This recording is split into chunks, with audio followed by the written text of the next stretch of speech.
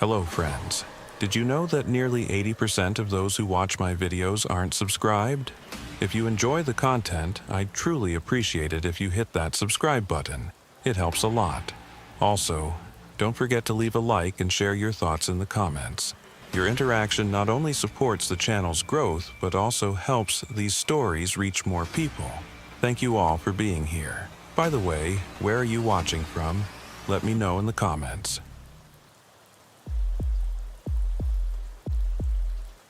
The fog came up from the Atchafalaya Basin like something alive, thick and white and suffocating, turning the elevated stretch of Highway 90 into a bridge suspended between Earth and some other place entirely. Trooper Calvin Broussard had been working this territory for 9 years, and he'd learned to read the swamp's moods the way his grandfather had read the tides in Terrebonne Parish. Tonight, the basin was restless. He could feel it in the weight of the air, in the way the fog pressed against his windshield like hands trying to find their way inside. It was 0247 hours on a Tuesday morning in late September, and Calvin had been on shift since 2200 the previous night. His eyes burned with the particular fatigue that comes from staring into darkness for hours, watching for the red glow of taillights, for the telltale swerve of drunk drivers, for anything out of place in a landscape that was already strange enough in daylight. The radio had been quiet for most of the shift, just the occasional check-in from dispatch and the low murmur of other units working their sectors across St. Martin Parish. Then, at 0251, the call came through. The voice belonged to Celestine Landry, the night dispatcher whose Cajun accent got thicker as the hours wore on and the coffee ran out. Unit 12, this is Central. We have a report of a possible abandoned vehicle in the water off Old Spanish Trail, approximately 2 miles west of the Henderson boat launch. Caller reports seeing what appeared to be a sedan partially submerged. Caller is a fisherman heading out early, refused to leave contact information but insisted we check it out. You copy? Calvin thumbed the transmit button on his steering wheel. Unit 12 copies. I'm about 8 minutes from that location. Any description on the vehicle? There was a pause, the hiss of static that always seemed louder in the dead hours of the morning. Caller said it looked like a dark, colored sedan, possibly a Honda or Toyota. Said it was maybe 20 feet off the road in shallow water. Couldn't tell if anyone was inside. Calvin felt something cold settle in his chest. A vehicle in the water this time of night could mean a lot of things, most of them bad. Medical emergency, drunk driver who'd lost control, someone running from something and misjudging the road's edge, or worse, someone who'd meant to go into the water, who'd made a decision in the darkness that couldn't be undone. Central, Unit 12. I'm en route. Request you contact St. Martin Parish Sheriff's Office and see if Deputy Fontenot is available for backup. Also, notify Louisiana Wildlife and Fisheries we might need a water recovery team. He accelerated, pushing his Crown Victoria up to 70 on the narrow 2-lane that ran parallel to the basin. The fog made everything harder, reducing his world to the tunnel his headlights carved through the white. Spanish moss hung from cypress trees like the hair of drowned women, and every few seconds his lights would catch the reflection of eyes in the darkness, alligators or nutria, or feral hogs watching him pass with the patience of predators who knew the swamp always provided eventually. Old Spanish Trail was barely a road anymore, more of a service route used by fishermen and hunters who knew the backwaters well enough to navigate them in the dark. Calvin turned onto it and immediately felt his tires slip on mud that was always there, always waiting to pull vehicles into the soft earth that surrounded the basin like a moat. He slowed to 30, watching for any sign of the reported vehicle. He found it 3 minutes later, exactly where the caller had described.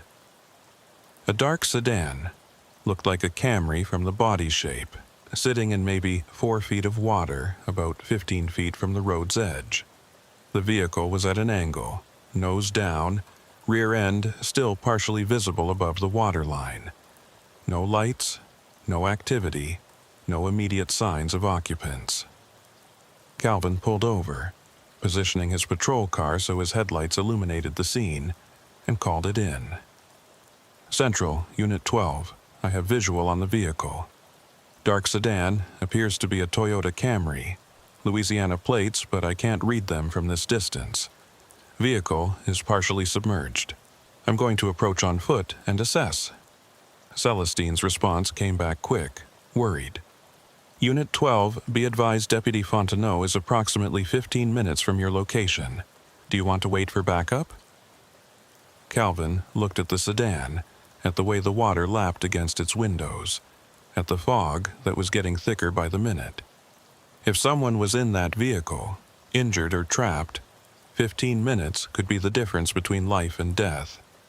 But there was something about the scene that made his instincts scream, something in the way the car sat in the water, too perfect, too deliberate.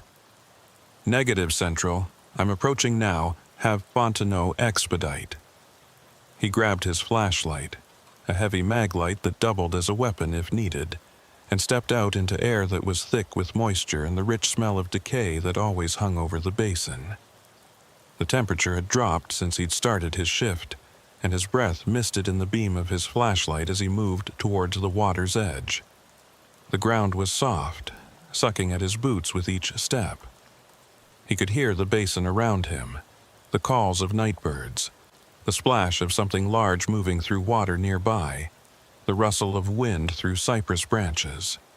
The fog distorted sound, made it impossible to judge distance or direction. He could be 20 feet from the road or 100, could be alone or surrounded, and he wouldn't know until something emerged from the white. Calvin reached the water's edge and played his flashlight over the sedan.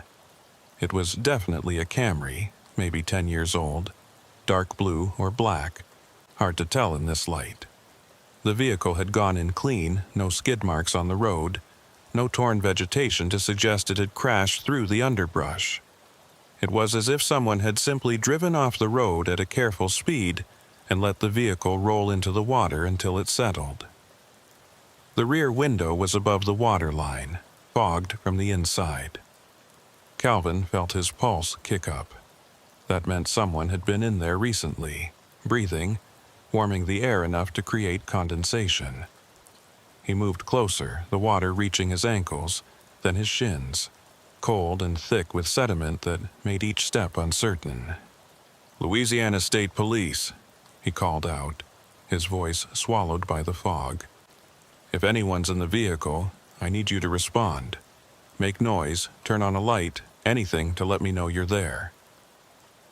Nothing, just the sound of water lapping against metal and the distant calls of night birds that might have been owls or might have been something else entirely.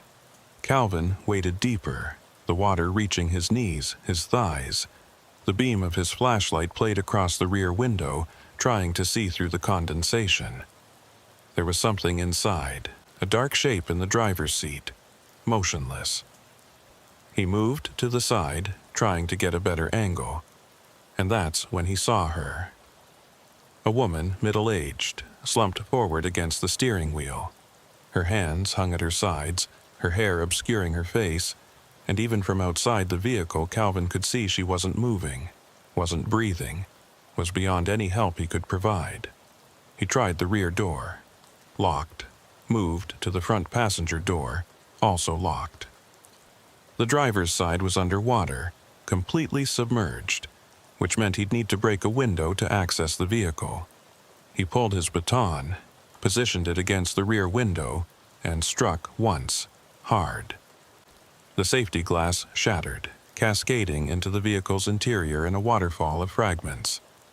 The moment it broke, Calvin smelled it. Not the expected smell of stagnant water or decay, but something else. Something chemical and wrong, like ammonia mixed with copper, and underneath it all, something organic that made his throat close.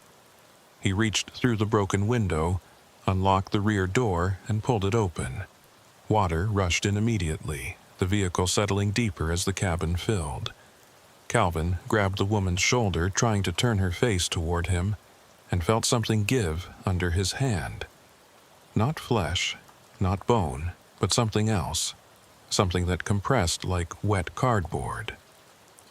He pulled his hand back, his flashlight beam shaking as he pointed it at the woman's face.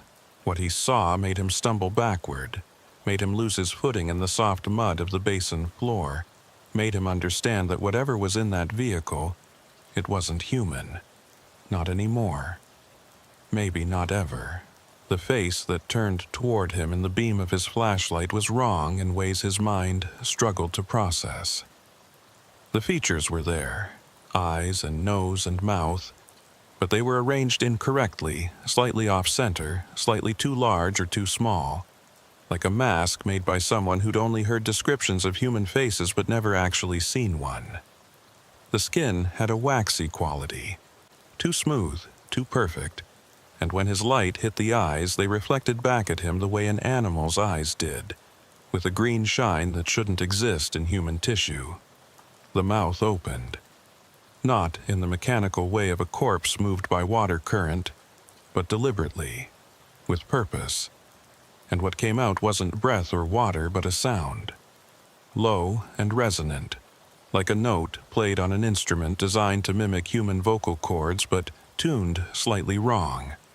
The sound carried across the water, across the fog, and somewhere in the distance something answered. The same note, the same wrong frequency, coming from deeper in the basin.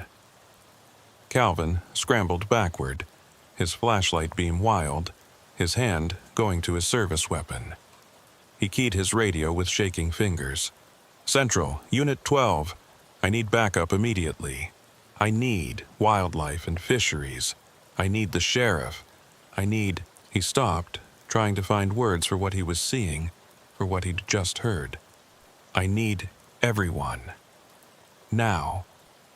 The thing in the driver's seat was moving now, not with the jerky motions of a reanimated corpse, but with fluid purpose. It was reaching for the door handle, trying to open it from the inside, and Calvin could see through the broken window that its hands were wrong too. Too many fingers, or too few, he couldn't tell in the chaos of his flashlight beam, but definitely wrong. He backed up toward the road, his boots slipping in mud, his breath coming in short gasps. Behind him he heard the sound of a vehicle approaching, saw headlights cutting through the fog. Deputy Eli Fontenot's patrol car pulled up next to Calvin's, and the deputy stepped out with the kind of casual confidence that comes from 20 years of parish work. "Calvin, what we got? Celestine said something about a vehicle in the water and you sounding spooked, which ain't like you at all." Calvin pointed toward the sedan with a hand that wouldn't stop shaking. "There's something in that car, Eli. Something that looks human but isn't. It was making sounds, and something in the basin answered it." Fontenot's expression shifted from casual to alert in an instant. He pulled his own flashlight, a spotlight that could illuminate a football field, and played it across the water toward the sedan. The beam caught the vehicle clearly, showing the broken rear window, the open door, the water that had filled the cabin. But the driver's seat was empty. Calvin felt his blood turn to ice. It was there. 30 seconds ago it was there, trying to get out of the car. Fontenot moved closer to the water's edge, his spotlight sweeping left and right, searching. "You sure about what you saw? This fog can play tricks, and Lord knows I've seen some strange things out here when the mist gets thick." "I'm sure," Calvin said, his voice tight. "I touched it, Eli. I felt it. Whatever that was, it wasn't human." They stood there for a long moment, two armed men with flashlights and training and experience, staring at a partially submerged vehicle that now appeared empty. The fog pressed in around them, and the basin was full of sounds that could have been animals or wind or something else entirely. Fontenot keyed his radio. "Central, this is Deputy Fontenot on scene with Trooper Broussard. We have a vehicle in the water but no visible occupants. Request wildlife and fisheries for a water search and recovery team. Also, request crime scene investigation. Something about this doesn't feel right. They waited. Calvin kept his flashlight trained on the sedan, watching for any movement, any sign that the thing he'd seen was still there. His mind was racing, trying to make sense of what had happened, trying to find a rational explanation for a face that was arranged wrong, and hands that had too many fingers and a voice that sounded like it came from something that had learned to mimic human speech but couldn't quite get it right. "Tell me exactly what you saw," Fontenot said quietly, his eyes never leaving the water. "Start from the beginning." Calvin went through it, every detail. The way the vehicle had been positioned, too perfect, too deliberate. The condensation on the windows suggesting recent occupation. The woman slumped at the wheel. And then the moment when he'd broken the window and seen what was really there, the wrongness of it, the way it had moved and made that sound that still echoed in his head. Fontenot listened without interrupting, and when Calvin finished, the deputy was quiet for a moment. Then he said, "You know what this area used to be, back before the highway came through?" Calvin shook his head. This was part of the old Atchafalaya settlement lands. Cajun families lived out here for generations, isolated from the mainland, developing their own ways. There were stories, folklore, really, about things in the basin, things that lived in the deep water, things that could take on shapes that weren't quite right. My grandmother used to tell stories about the rougarou, but not the werewolf kind. Something else. Something that lived in the water and came out at night when the fog was thick. Calvin felt his scalp prickle. "You're saying you believe me. I'm saying I've worked this parish for 20 years and I've seen things I can't explain. Things that don't fit in official reports. And I'm saying that look in your eyes, that's not the look of someone who's confused or mistaken. That's the look of someone who's seen something real and knows it." Before Calvin could respond, they heard it. The sound came from deep in the basin, carrying across the water with that same wrong resonance. The note that wasn't quite human, that suggested vocal cords designed for a different purpose. And then another sound answered it, closer this time, maybe 100 yards into the swamp. Fontenot's hand went to his weapon. "We need to get back to the vehicles, right now." They moved quickly but carefully, backing toward the road without turning away from the water. The fog was getting thicker, reducing visibility to maybe 20 feet. Calvin's flashlight beam caught movement in the cypress trees, something large shifting between the trunks, and for just a moment he saw a shape that might have been human, or might have been something else, standing in water up to its waist, watching them with eyes that reflected green in the light. They reached the patrol cars and got inside, Calvin in his Crown Victoria, Fontenot in his parish cruiser. The radios crackled with static, Celestine's voice breaking through. "Unit 12, Deputy Fontenot, be advised, Wildlife and Fisheries is en route. ETA 20 minutes. Crime scene investigation is rolling from Lafayette, ETA 45 minutes. What's your status?" Fontenot took the call. "Central, we're secure in our vehicles. The scene is complicated. We're going to need additional units and possibly Louisiana Department of Wildlife. This is beyond a standard water recovery." Calvin sat in his patrol car, heater running, trying to stop his hands from shaking. He pulled out his phone and took photographs of the scene.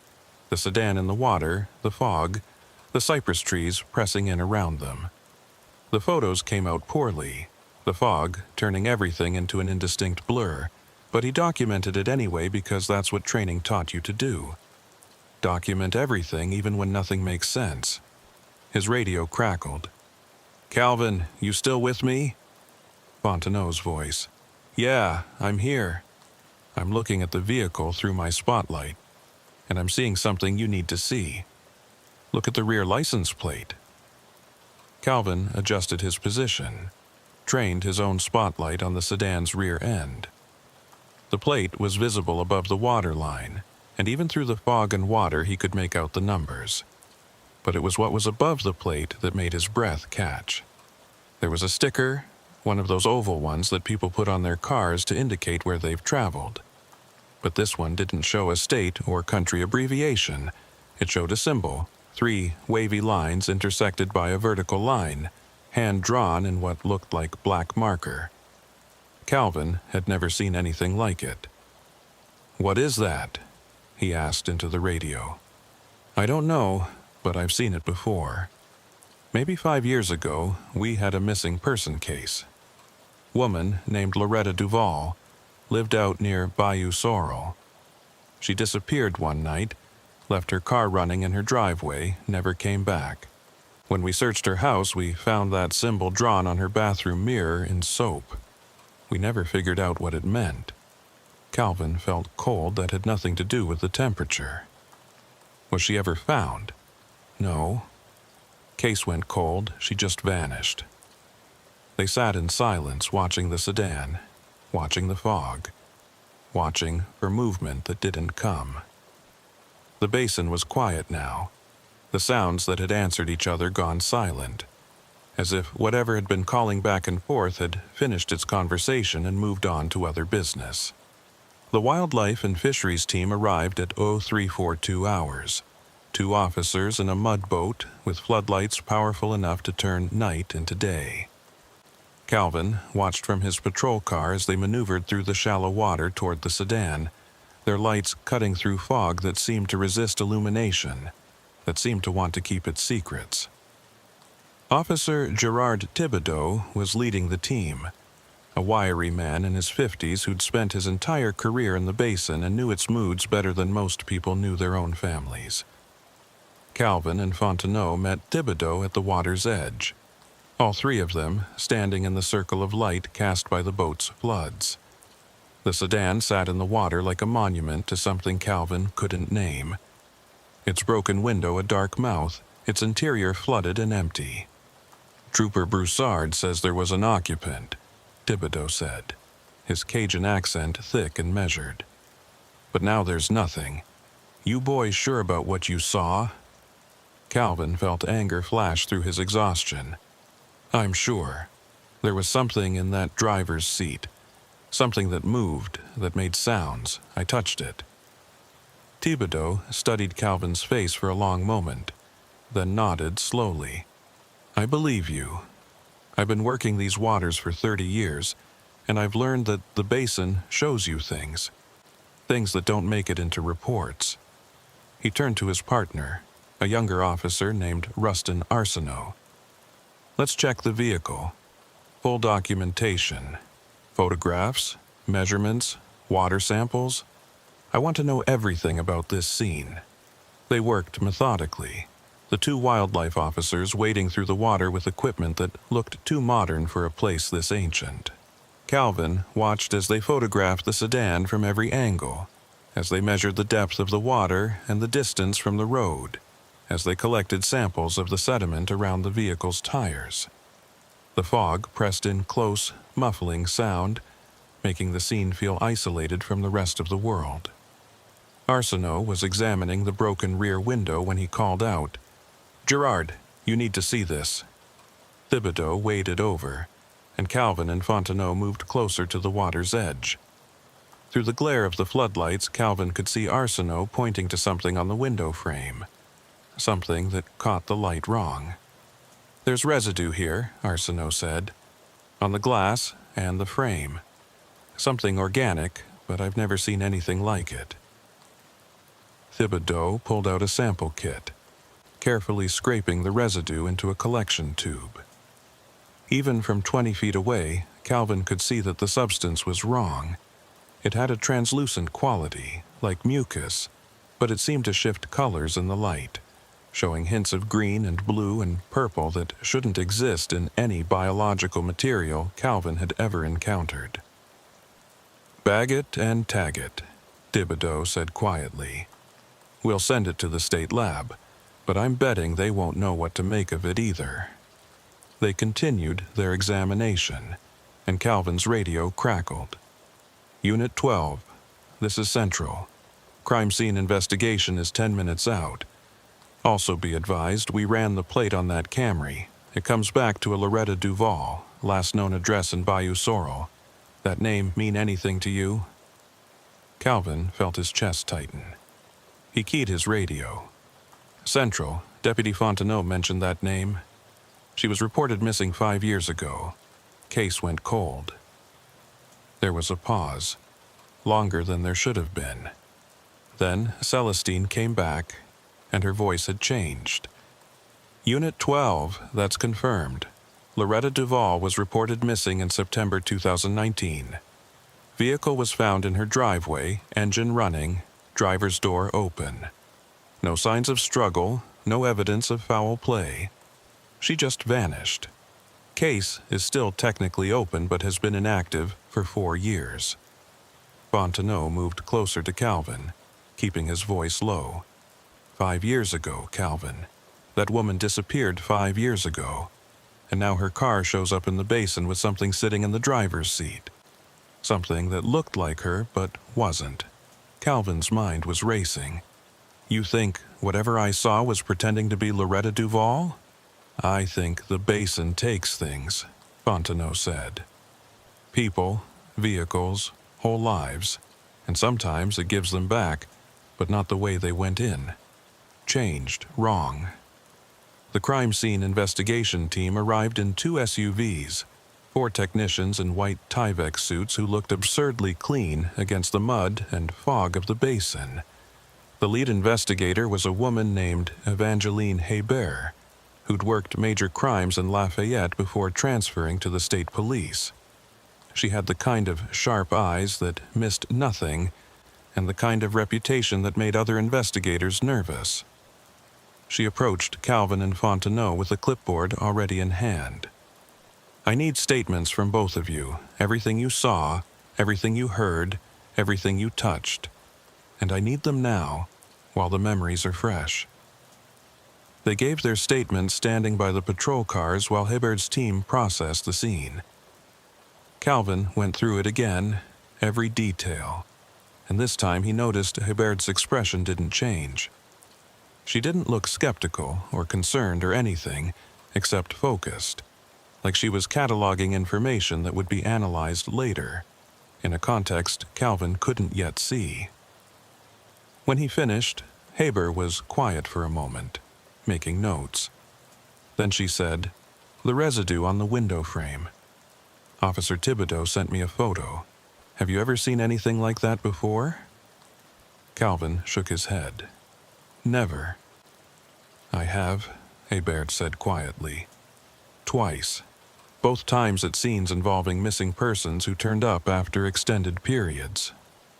Both times the victims weren't quite right. Disoriented, confused, with gaps in their memory that couldn't be explained by trauma or drug use." She looked up at Calvin. Both times the cases were closed quickly. Too quickly, like someone wanted them buried. Fontenot stepped closer.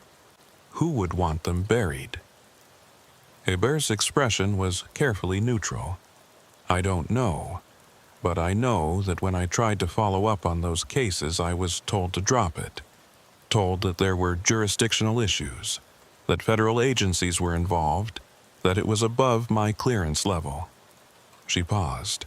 "I'm telling you this because I think you're about to run into the same walls I did, and I want you to be prepared." Calvin felt cold spread through him. "What are we dealing with here?" "I don't know," Hebert said. "But I know it's happened before, and I know that the official explanation never matches what actually occurred. You saw something in that vehicle tonight, Trooper Broussard. Something real. The question is whether anyone will let you investigate it." The processing of the scene took 3 hours.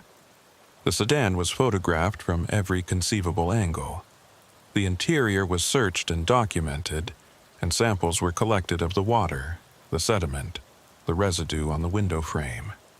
The VIN was recorded, the registration confirmed.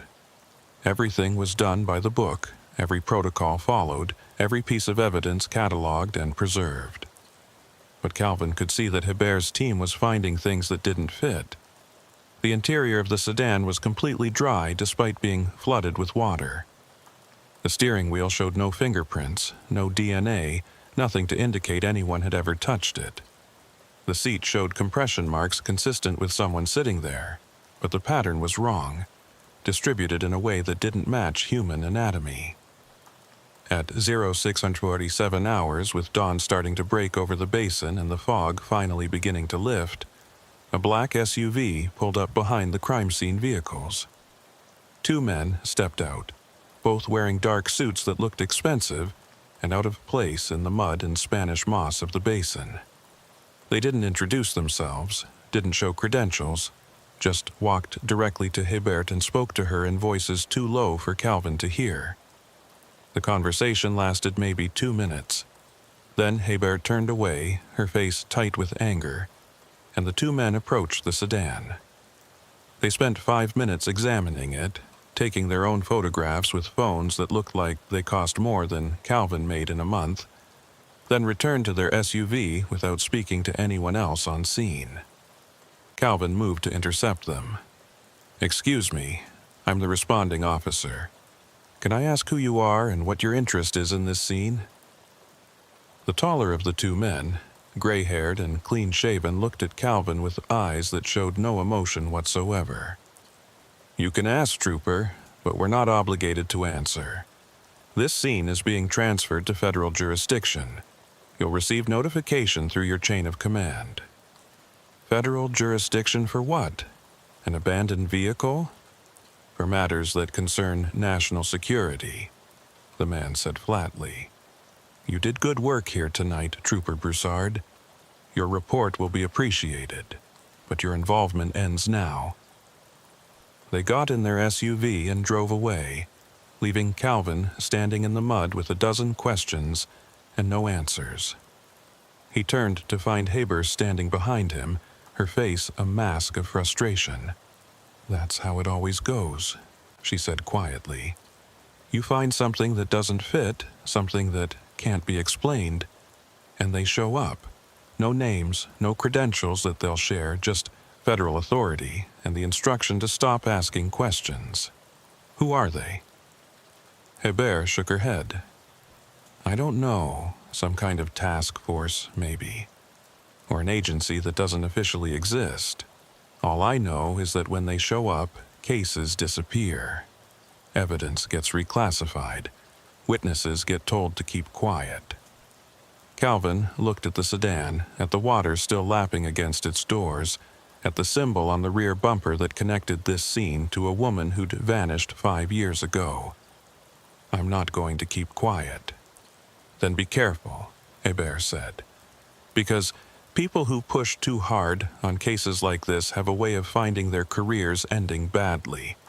Transferred to remote posts, passed over for promotion, sometimes worse." She handed him a card with just a phone number, no name. "If you need to talk to someone who understands what you saw tonight, call that number. Don't use your work phone. Don't call from the station, and don't tell anyone you have it." She walked away before Calvin could respond, leaving him standing at the edge of the basin with Fontenot, watching as the crime scene team began packing up their equipment. The sedan would be towed away within the hour, taken to some facility where it would be examined by people Calvin would never meet, people who would file reports he'd never see. Fontenot lit a cigarette, his hands shaking slightly. "What do we do now?" Calvin thought about the thing he'd seen in the driver's seat, about the face that was wrong and the hands that had too many fingers and the sound it had made that wasn't human. He thought about Loretta Duval, who'd vanished 5 years ago and whose car now sat in the basin with something inside it that wore her shape like a costume. "We investigate," Calvin said. "Quietly, off the books. We find out what happened to Loretta Duval, and we find out what that symbol means. And if those federal agents find out..." Calvin looked at his partner, at a man who'd worked the parish for 20 years and had seen things he couldn't explain. "Then we deal with it, but I'm not walking away from this. Not after what I saw. They drove back to the state police barracks in Breaux Bridge as the sun came up over the basin, turning the water gold and making the whole scene look almost peaceful. Calvin filed his report using the most neutral language possible, describing an abandoned vehicle with no visible occupants and evidence of recent use. He didn't mention the thing in the driver's seat, didn't mention the sounds it had made, didn't mention the way its face had been wrong in ways he couldn't articulate. But he kept a copy of the report for himself, printed on paper and hidden in his personal files. And he kept the photographs he'd taken on his phone, backed up to a drive that wasn't connected to any state system. Because he knew, with the certainty that comes from seeing something impossible, that this wasn't over. At 13:20 hours, Calvin was awakened by his phone ringing. He'd managed maybe 4 hours of sleep, his dreams full of fog and green reflecting eyes and sounds that weren't quite human. The number was blocked. "Trooper Broussard," he answered, his voice rough with exhaustion. "This is Special Agent Toussaint with the Louisiana Bureau of Investigation." The voice was female, professional, with just a hint of South Louisiana in the vowels.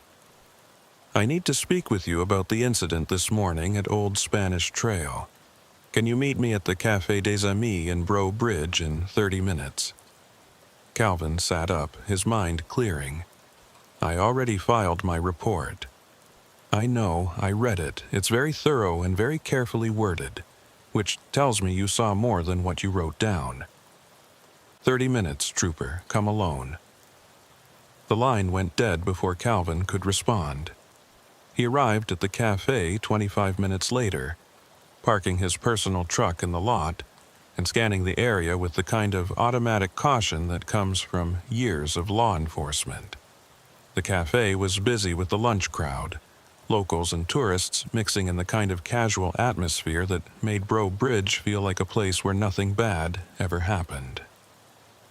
Special Agent Toussaint was sitting at a corner booth, a woman in her 40s with dark hair pulled back in a professional bun and eyes that assessed Calvin as he approached.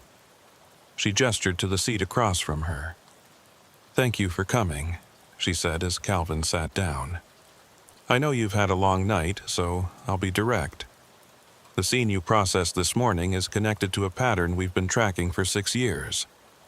Vehicles appearing in or near water, usually in isolated locations, usually with some kind of occupant that witnesses describe as human but wrong in ways they can't quite articulate." Calvin felt his pulse quicken. "How many incidents?" 17 that we've documented, probably more that went unreported or were classified as something else. The pattern is consistent. Remote location, water involvement, missing person connection, and residue that doesn't match any known biological material. And the federal agents who showed up this morning. Toussaint's expression hardened. They're not federal agents. Or if they are, they're from an agency that doesn't coordinate with state or local law enforcement. They show up at these scenes, they take control, and then the evidence disappears into bureaucratic black holes. We've tried to push back, tried to maintain jurisdiction, but we keep hitting walls. So what can you do? I can investigate quietly. I can build a case file that exists outside official channels. And I can work with officers like you who've seen something they know is real, even if they can't prove it yet. She slid a folder across the table. "This is everything we have on Loretta Duval. Read it. Tell me if anything connects to what you saw this morning." Calvin opened the folder. Inside were crime scene photos from Loretta's house, witness statements from neighbors, and a detailed timeline of her disappearance. He read through it carefully, and one detail jumped out at him. It says here that in the weeks before she disappeared, Loretta reported seeing someone watching her house at night, someone standing in her backyard at the edge of the bayou. She called the sheriff's department 3 times, but when deputies responded, they never found anyone. Toussaint nodded. and look at her description of the figure." Calvin read the witness statement. Loretta had described the figure as man-shaped but wrong in proportions, too tall and too thin, with movements that didn't look natural. She'd said it stood perfectly still for hours, just watching, and that when she turned on her porch light, it didn't run away. It just stood there, staring, until she went back inside. "She saw one of them," Calvin said quietly. "Before she disappeared, she saw whatever it was I found in her car this morning." "That's my theory," Toussaint said. "I think Loretta Duval encountered something in the basin, something that took an interest in her, and I think when she disappeared, she didn't leave voluntarily. She was taken. Taken where?" Toussaint's expression was grim. "That's what I'm trying to figure out. But I know this. Every person connected to these incidents, every witness who's reported seeing these things, they all describe the same area. The deep basin, the parts where the water runs black, and the cypress trees grow so thick that sunlight never reaches the ground. There's something in those waters, Trooper Broussard. Something that's been there longer than we have."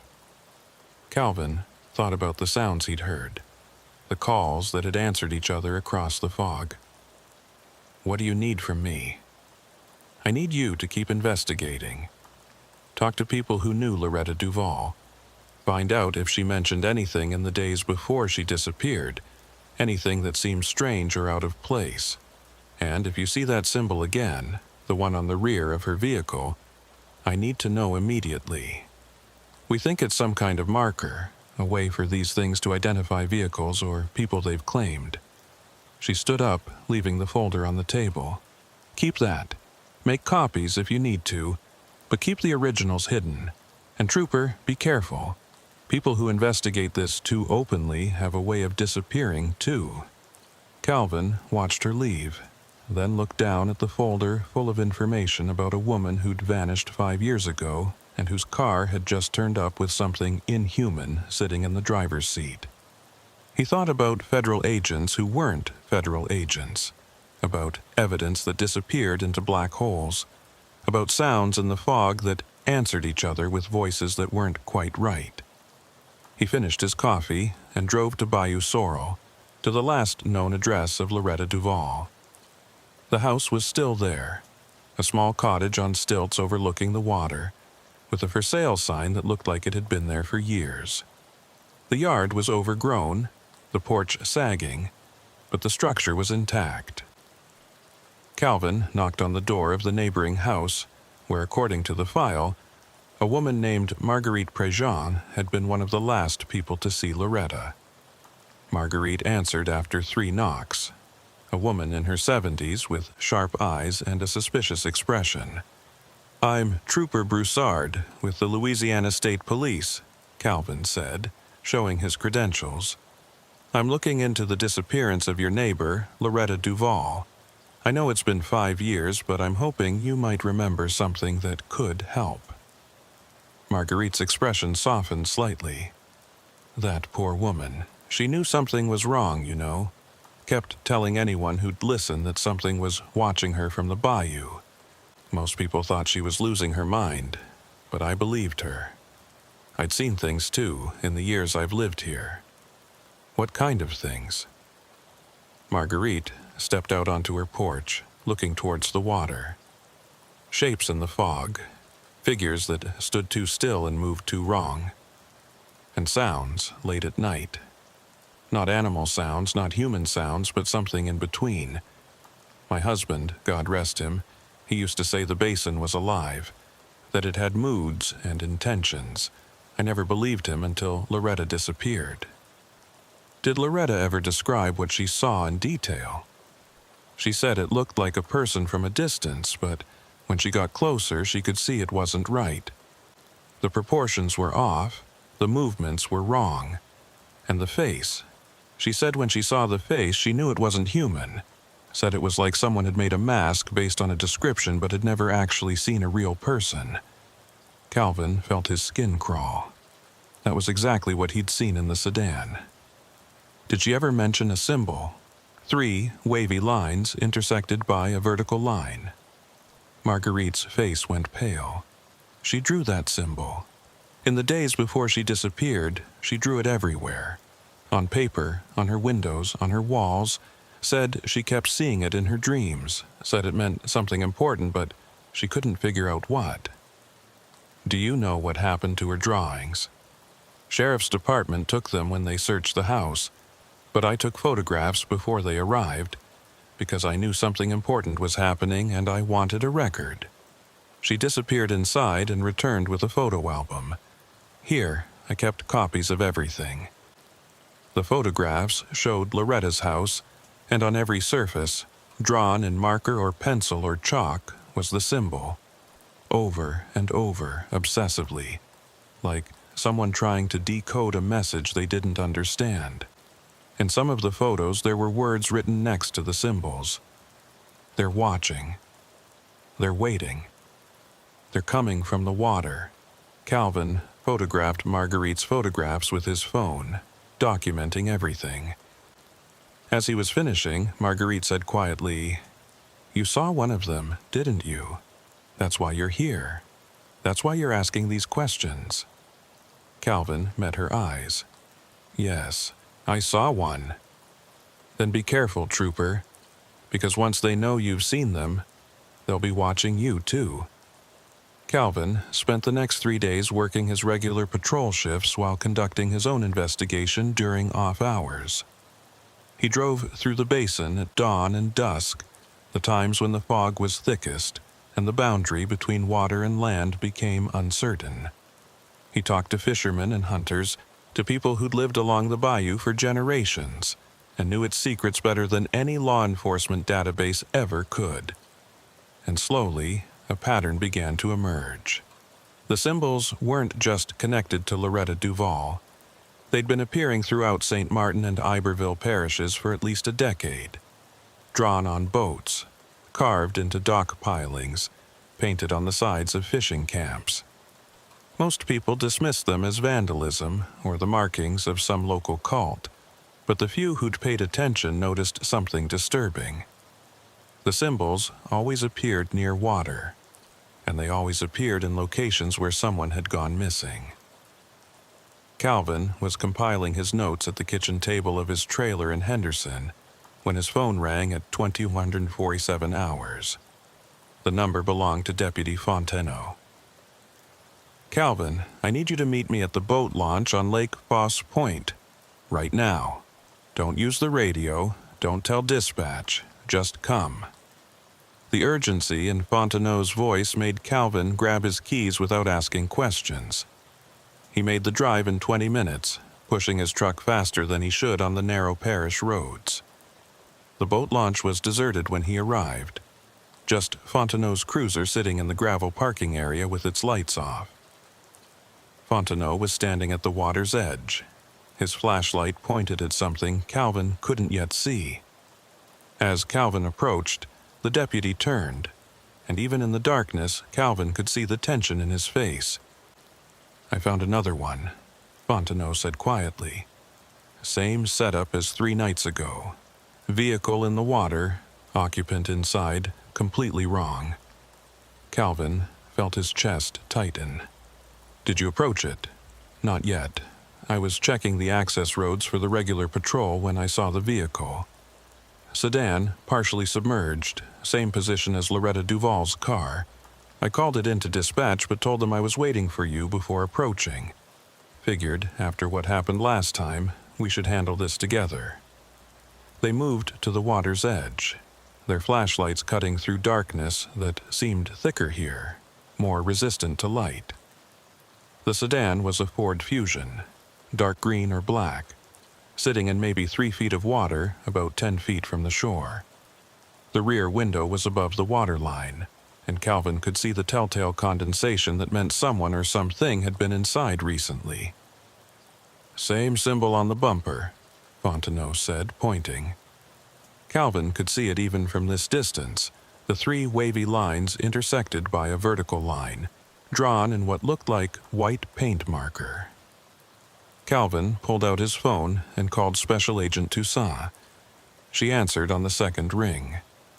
"We have another one," Calvin said without preamble. "Lake Foss Point Boat Launch. Same setup. I'm going to approach and document, but I wanted you to know before the federal agents show up and shut everything down." "Record everything," Toussaint said. "Video, photos, audio if you can. And Calvin, be careful. These things are getting bolder. The intervals between appearances are getting shorter." Calvin ended the call and turned to Fontenot. "I'm going in. You stay here with a clear line of sight. If something goes wrong, if I signal, or if that thing comes out of the vehicle, you call for every unit we have." Fontenot nodded, his hand resting on his service weapon. "You sure about this?" "No. But I need to see it again, need to understand what we're dealing with." Calvin waded into the water, his phone in one hand recording video, his flashlight in the other. The water was cold, colder than it should have been for September, and it had that thick quality that came from sediment and organic matter suspended in every drop. His boots sank into soft mud with each step, and he could feel things moving past his legs in the darkness. Fish, maybe, or snakes, or something else. The sedan's windows were fogged, just like before. Calvin circled the vehicle slowly, filming everything, noting the details. Louisiana plates, current registration sticker, no visible damage to the body. The vehicle looked like it had been carefully placed rather than driven in by accident. He reached the driver's side window and wiped away some of the condensation with his sleeve. What he saw inside made his breath catch. There was a man in the driver's seat, middle-aged, wearing what looked like hunting clothes. His hands were on the steering wheel in perfect 10-2 position, his head tilted slightly forward, and his face, even through the fogged glass, was wrong. The features were too symmetrical, too perfect, like a computer-generated image of what a human should look like, but missing some crucial element that made it real. Calvin raised his flashlight, tapping it against the window. "Louisiana State Police, I need you to respond." The head turned, not with the smooth motion of a living person, but in segments, like something operating on gears rather than muscles and tendons. The eyes that looked at Calvin through the glass reflected green in his flashlight beam, and the mouth opened in that same wrong way he'd seen before. Too wide, too mechanical. The sound that came out was different this time. Not the low resonant note he'd heard with Loretta Duval's car, but something higher pitched, almost like words, but in a language that Calvin's ears couldn't quite process. The sounds had rhythm and pattern, like speech, but the phonemes were all wrong, combinations of sounds that human vocal cords shouldn't be able to produce. And then, from across the water, something answered. Calvin spun toward the sound, his flashlight beam cutting across the lake. At first, he saw nothing, just darkness, and the far shore maybe 300 yards away. Then his light caught something standing in the shallows near a stand of cypress trees. A figure, tall and thin, standing perfectly still in water up to its waist. "Calvin, get out of there!" Fontenot's voice carried across the water, tight with fear. "Get out now!" Calvin backed toward the shore, keeping his light on the figure across the lake.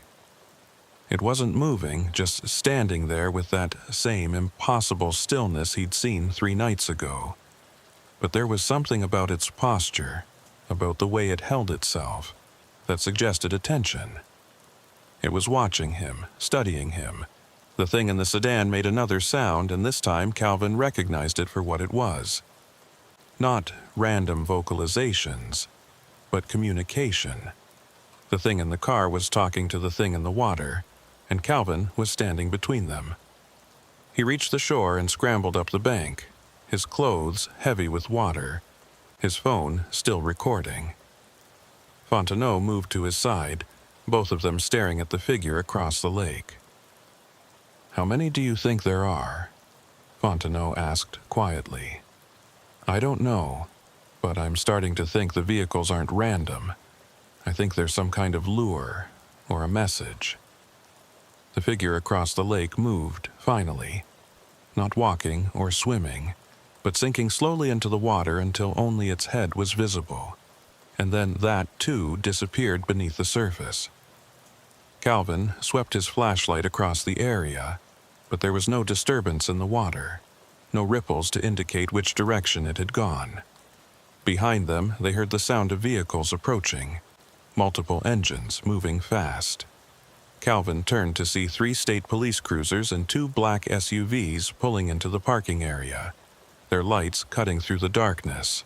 The cavalry had arrived, but Calvin wasn't sure whose side they were on. Captain Raymond Guidry stepped out of the lead cruiser, a man in his 50s with the kind of presence that came from 30 years of commanding respect. Behind him, from the black SUVs, emerged the same 2 men in dark suits who'd taken control of the scene at Old Spanish Trail. "Trooper Broussard, Deputy Fontenot," Guidry said, his voice carrying authority and something else. Concern, maybe, or warning. "Step away from the water. This scene is being transferred to federal jurisdiction." Calvin felt anger flash through him. "Captain, with respect, this is the 2nd incident in 3 days. We need to investigate, not hand everything over to agents who won't tell us anything." The taller of the 2 suited men walked past Guidry without acknowledging him. "Trooper Broussard, I'm going to tell you this once. You are interfering in an operation that is classified at levels you don't have access to. You need to leave this scene immediately." "What operation? What are these things we're finding in the vehicles?" The man's expression didn't change. "That's not your concern. What is your concern is that continuing to investigate will result in disciplinary action up to and including termination. Do you understand?" Calvin looked at Guidry, whose face showed frustration and resignation in equal measure. The captain gave a small shake of his head. "A warning. I understand," Calvin said through gritted teeth. "Good. Now both of you, leave. File your reports as witnessing an abandoned vehicle and nothing more. Don't mention occupants, don't mention any unusual features. Standard abandoned vehicle recovery." Calvin and Fontenot got in their vehicles and drove away, but not far. Calvin pulled over at a turnoff a quarter-mile down the road, and Fontenot pulled in behind him. They sat on the tailgate of Calvin's truck, watching the lights from the scene reflecting off the low clouds. "They're covering it up," Fontenot said. "Whatever this is, whoever those people are, they don't want anyone knowing about it." Calvin pulled out his phone and reviewed the video he'd recorded. The footage was shaky but clear enough. The figure in the sedan, the thing across the lake, the symbols on the bumper. He'd documented everything before the scene was taken from him. "I'm going to find out what happened to these people," Calvin said. "Loretta Duval and whoever was in that Ford tonight. I'm going to find out where they went and what took them." "How?" "We're off the case. Hell, we were never officially on it. I'm going to do what those federal agents don't want me to do. I'm going to go into the deep basin, into the areas where people don't usually go, and I'm going to find the source." Fontenot was quiet for a long moment. Then he said, "When?" "Tomorrow night, after shift. I've got a John boat I can trailer out to the Henderson access point. Should be able to get deep into the basin before dark." "You're not going alone." Calvin looked at his friend, at a man who'd spent 20 years working these parishes and had earned the right to walk away from trouble. "Eli, you don't have to—" "I know I don't have to, but I'm going. Whatever's out there, it's been taking people from my parish. I'm not going to sit by while it keeps happening." They spent the next day preparing. Calvin gathered equipment, waterproof bags for his phone and camera, emergency flares, a first aid kit. He told the dispatcher he was taking a personal day after his shift ended. Claimed he needed to check on family property in the basin. Fontenot did the same, and at 1730 hours they met at the Henderson boat launch with Calvin's John boat loaded and ready. The basin was quiet as they pushed off, the outboard motor barely disturbing the stillness. They headed south, deeper into the wetlands, following waterways that got narrower and more overgrown as they traveled. Spanish moss hung so low in places that they had to duck to avoid it, and the cypress trees grew so dense that the light filtering through the canopy turned green and dim. Calvin had marked locations on a waterproof map, places where people had gone missing over the past decade, places where the symbols had been found. The pattern formed a rough circle in the deepest part of the basin, an area called the Dead Lakes where the water ran black, and the locals claimed nothing living could survive. They reached the edge of the Dead Lakes as dusk was falling, the light fading fast under the thick canopy.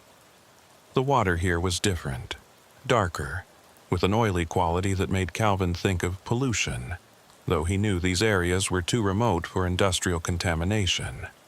The smell was different too, not the usual organic decay of the swamp, but something chemical and wrong, like the residue they'd found on the vehicles. "Look at that," Fontenot said quietly, pointing toward a small island maybe 50 yards ahead. Calvin followed his gaze and felt his blood run cold. The island was covered in symbols, hundreds of them, maybe thousands, carved into tree trunks painted on rocks, drawn in the mud of the shore.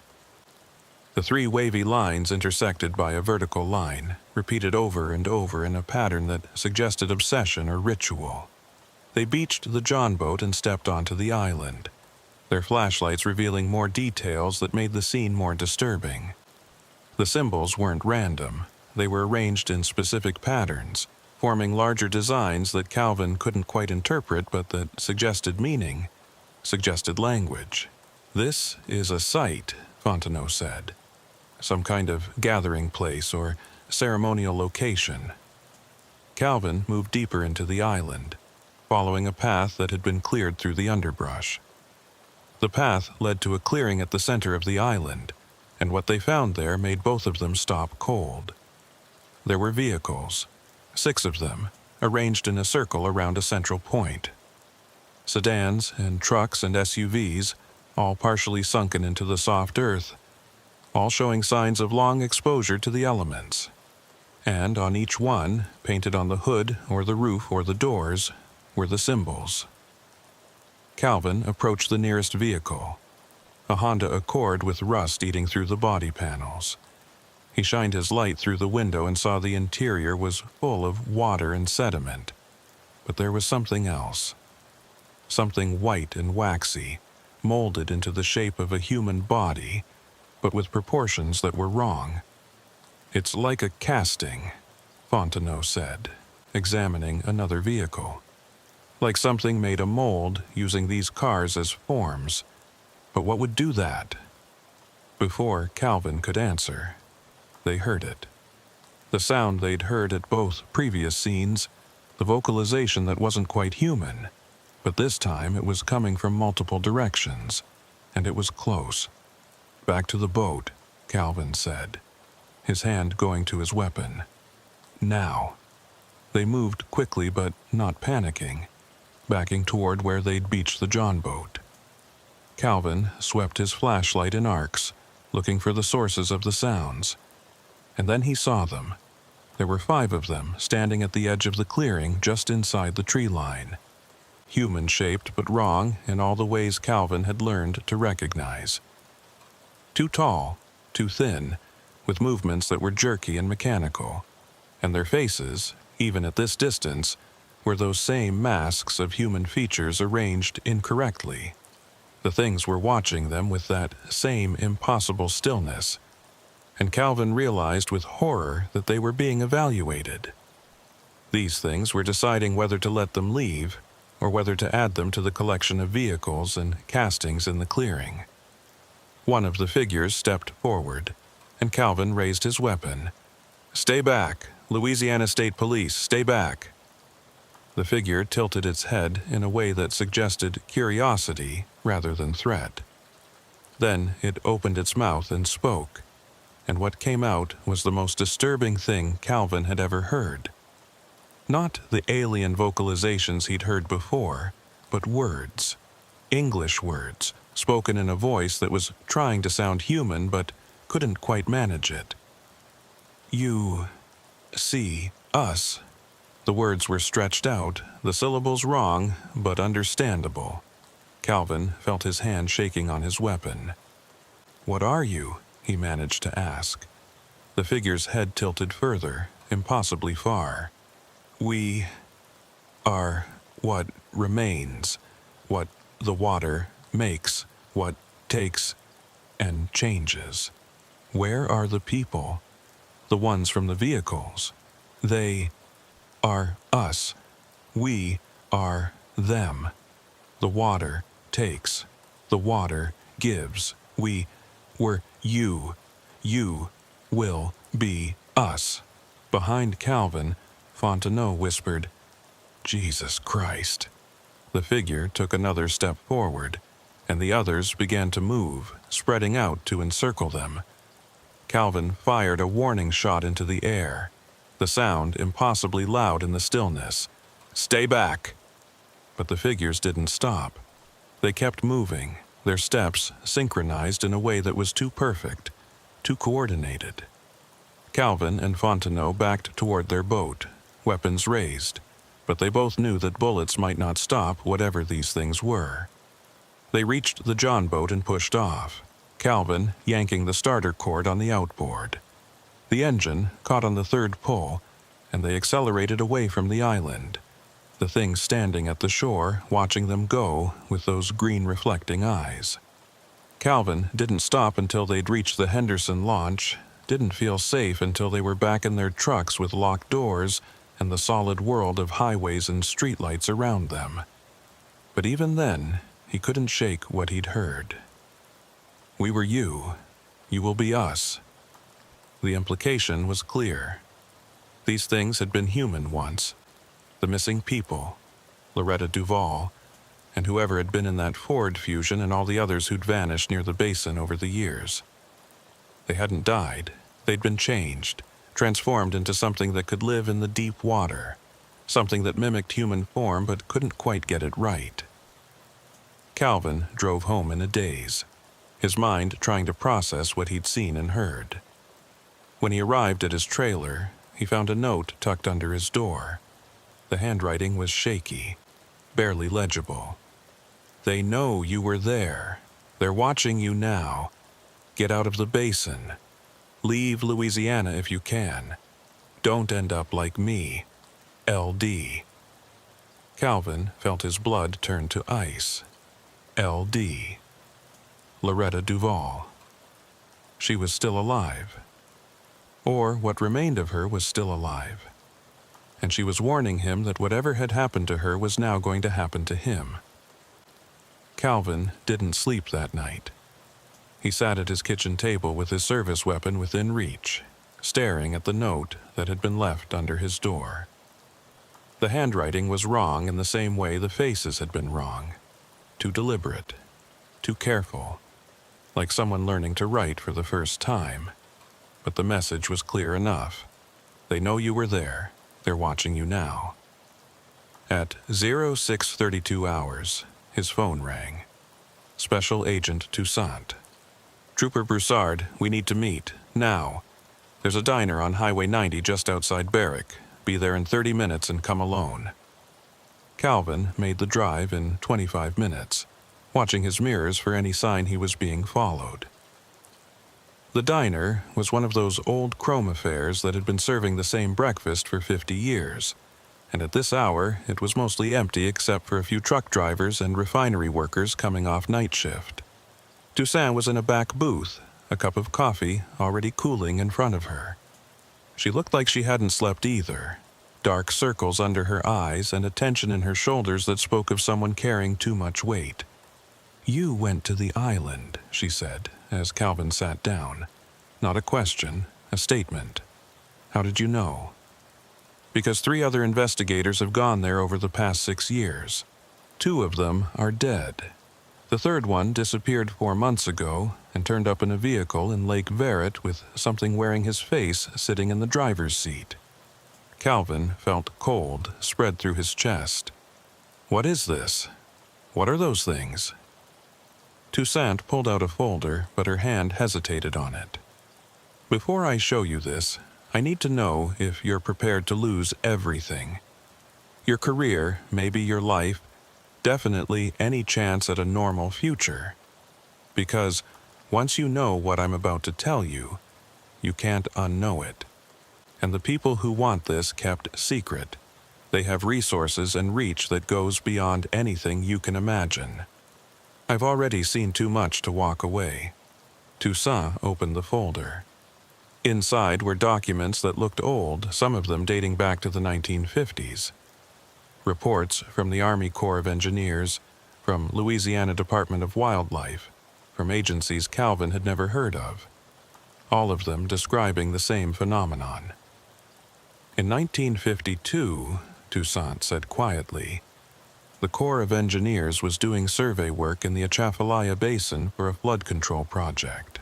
They found something in the deep water, something that their instruments couldn't identify. Sonar readings showed structures that shouldn't exist, formations that looked artificial but were too old to have been built by anyone we know of. She turned a page, showing photographs taken from boats.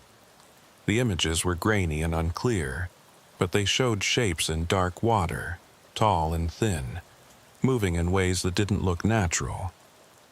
They tried to investigate further, but everyone who went into the deep basin came back changed. Not immediately, but over weeks or months. Personality shifts, memory gaps, physical changes that were subtle at first but became more pronounced over time. Eventually, the project was shut down and classified.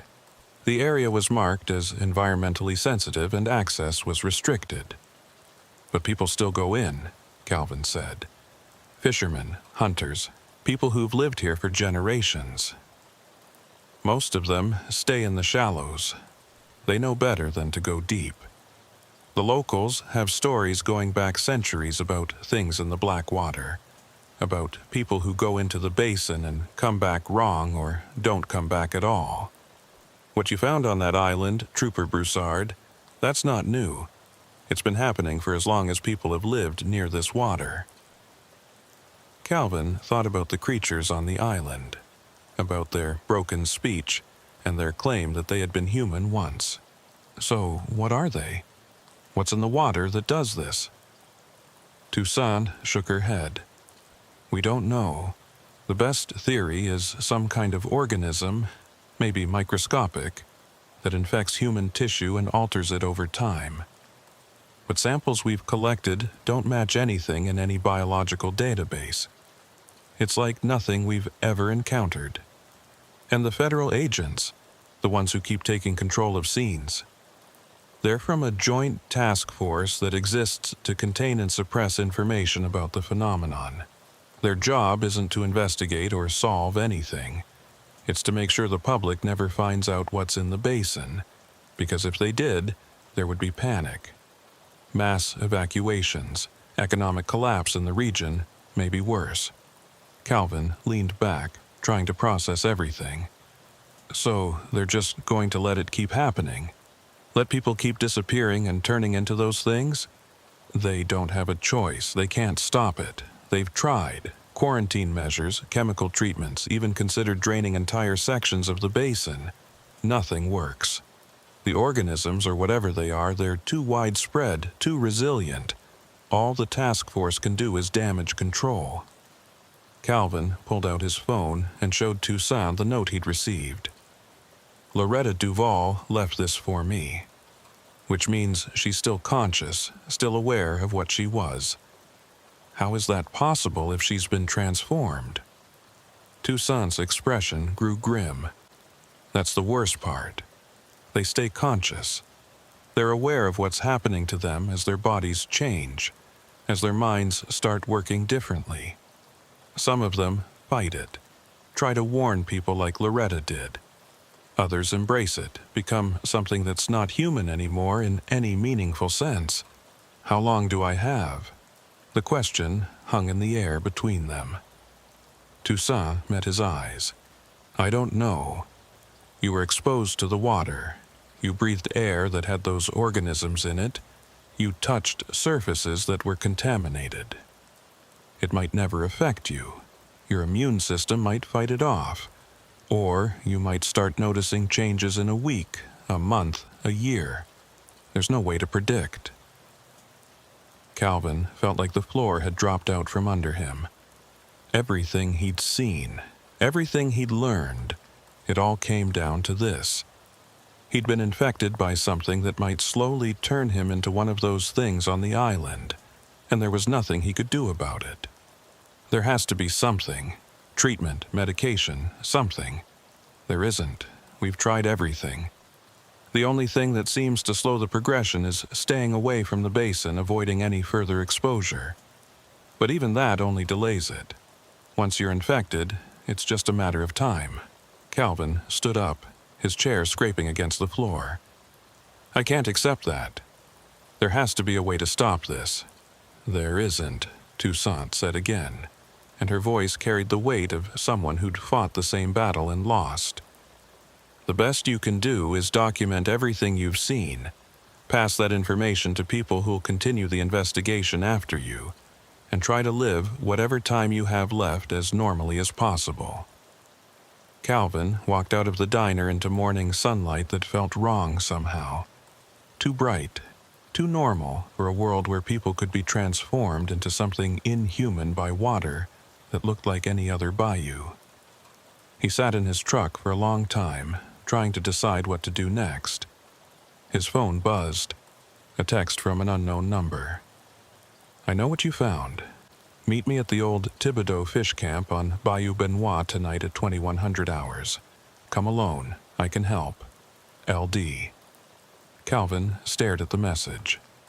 Loretta Duval wanted to meet him, wanted to help. But how much of her was still human? How much of what she'd become could be trusted? He called Fontenot. Eli, I need you to do something for me. If I don't check in by 2200 hours tonight, I need you to go to Special Agent Toussaint and tell her everything. Everything we saw on the island, everything we found. Can you do that? There was a long pause. Calvin, what are you planning? I'm going to meet with Loretta Duval, or what she's become. She says she can help. That's insane. You saw what those things are. You can't trust them. I don't have a choice. If there's any chance she knows something that can stop this, I have to take it. Fontenot was quiet for a moment. Then he said, I'm coming with you. No, if this goes wrong, someone needs to survive to tell the story. That has to be you. Calvin, please, Eli. I need to know someone will continue this if I can't. Another long pause. Okay, but you check in at 2200 hours. If I don't hear from you, I'm coming in with every unit we have. Calvin spent the day preparing. He wrote out everything he knew, every detail of the investigation, every piece of evidence he'd collected. He made copies and hid them in 3 different locations. He uploaded his photos and videos to cloud storage under an anonymous account. If he disappeared, if he became one of those things on the island, at least the information would survive. At 20:30 hours, he drove to the old Thibodeau fish camp, a dilapidated structure on stilts overlooking Bayou Benoit. The camp had been abandoned for years, and the access road was barely passable. Calvin parked his truck and approached on foot, his flashlight cutting through darkness that was thick with fog rolling off the bayou. The camp looked empty, windows dark, door hanging open. But Calvin could see fresh footprints in the mud leading up to the porch, and there was a light inside, faint and flickering like a candle. Loretta, he called out. It's Trooper Broussard. You wanted to meet? For a moment, nothing. Then a voice from inside the camp, and Calvin's blood ran cold because it was human and not human at the same time. The words clear, but the tone wrong. Come in, Trooper, slowly. I won't hurt you. Calvin climbed the steps to the porch, his hand on his weapon. The interior of the camp was lit by several candles arranged on a table, and sitting in a chair facing the door was Loretta Duval, or what remained of her. She looked human from a distance, but as Calvin's eyes adjusted to the light, he could see the changes. Her skin had that same waxy quality he'd seen on the things in the vehicles. Her movements were too careful, too precise, and her eyes, when they caught the candlelight, reflected green. "Thank you for coming," she said, and her voice was clearer than the creatures on the island had been, but still carried that wrong quality. "I know what you're thinking. You're wondering how much of me is still Loretta and how much is something else. Are you still you?" She smiled, and it was the saddest thing Calvin had ever seen. "Mostly, for now, but I can feel myself changing more every day. My thoughts working differently, my body responding to things that shouldn't affect me. In another month, maybe 2, I'll be like the others on the island, unable to pretend anymore." "Why did you want to meet?" "Because you're infected too. I can tell. I can smell it on you, the way the water has marked you. And because you deserve to know the truth before you start changing." Calvin felt his stomach drop. "What truth?" Loretta stood up, moving to the window that overlooked the bayou. "The things in the basin, they're not alien. They're not some unknown organism. They're human, all of them. But they're human that went so deep into the water, stayed so long in the darkness that they evolved into something else. Something that can survive in places where normal humans can't. That's impossible. Evolution takes millions of years. Not if something is accelerating it. Not if there's something in that water that rewrites DNA, that pushes adaptation to happen in weeks instead of millennia." She turned to face him. "The basin is doing this deliberately. It's changing us, making us into something that can live in both worlds, water and land, human and other." Calvin's mind was reeling. "Why? I don't know. Maybe it's defense. Maybe the basin is alive in some way we don't understand, and it's protecting itself by turning intruders into guardians. Or maybe it's just what happens when humans interact with something that's been here longer than we have, something that operates by rules we don't comprehend. There has to be a way to stop it, to reverse the changes." Loretta shook her head. "There isn't. I've tried everything. Stayed away from the water, taken every medication I could find, even considered more extreme measures. Nothing works. Once the water marks you, you belong to it. The only choice is how you handle the transformation." "What do you mean?" "Some people fight it. They try to stay human as long as possible. And when they finally change completely, they lose themselves. They become like the things on the island, aware, but not conscious, acting on instinct rather than thought.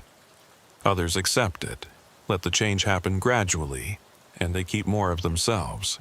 They stay aware, stay capable of making choices." Calvin felt horror wash over him. "You're saying I should accept becoming one of those things?" "I'm saying you should prepare yourself for what's coming. Because it is coming, Trooper Broussard. You saw too much, stayed too long in contaminated areas. The water has you now. The only question is whether you'll fight it and lose yourself, or accept it and keep some part of who you are." "I won't accept that. I'll find a way to stop it." Loretta's smile was sad. "That's what I said 5 years ago. Look at me now." She moved closer, and in the candlelight Calvin could see more details of her transformation. The way her fingers were too long, the way her skin seemed to shift colors slightly in the light, the way her eyes didn't blink as often as they should. "I'm leaving Louisiana tonight," she said. "Going somewhere far from water, somewhere dry and safe. It won't stop the changes, but it might slow them down. Give me a few more months of being mostly human. That's all any of us can hope for. What about the others? The people who are going to be taken, who are going to be changed? They're beyond your help. The task force knows about the island, about the vehicles, about everything they've known for decades.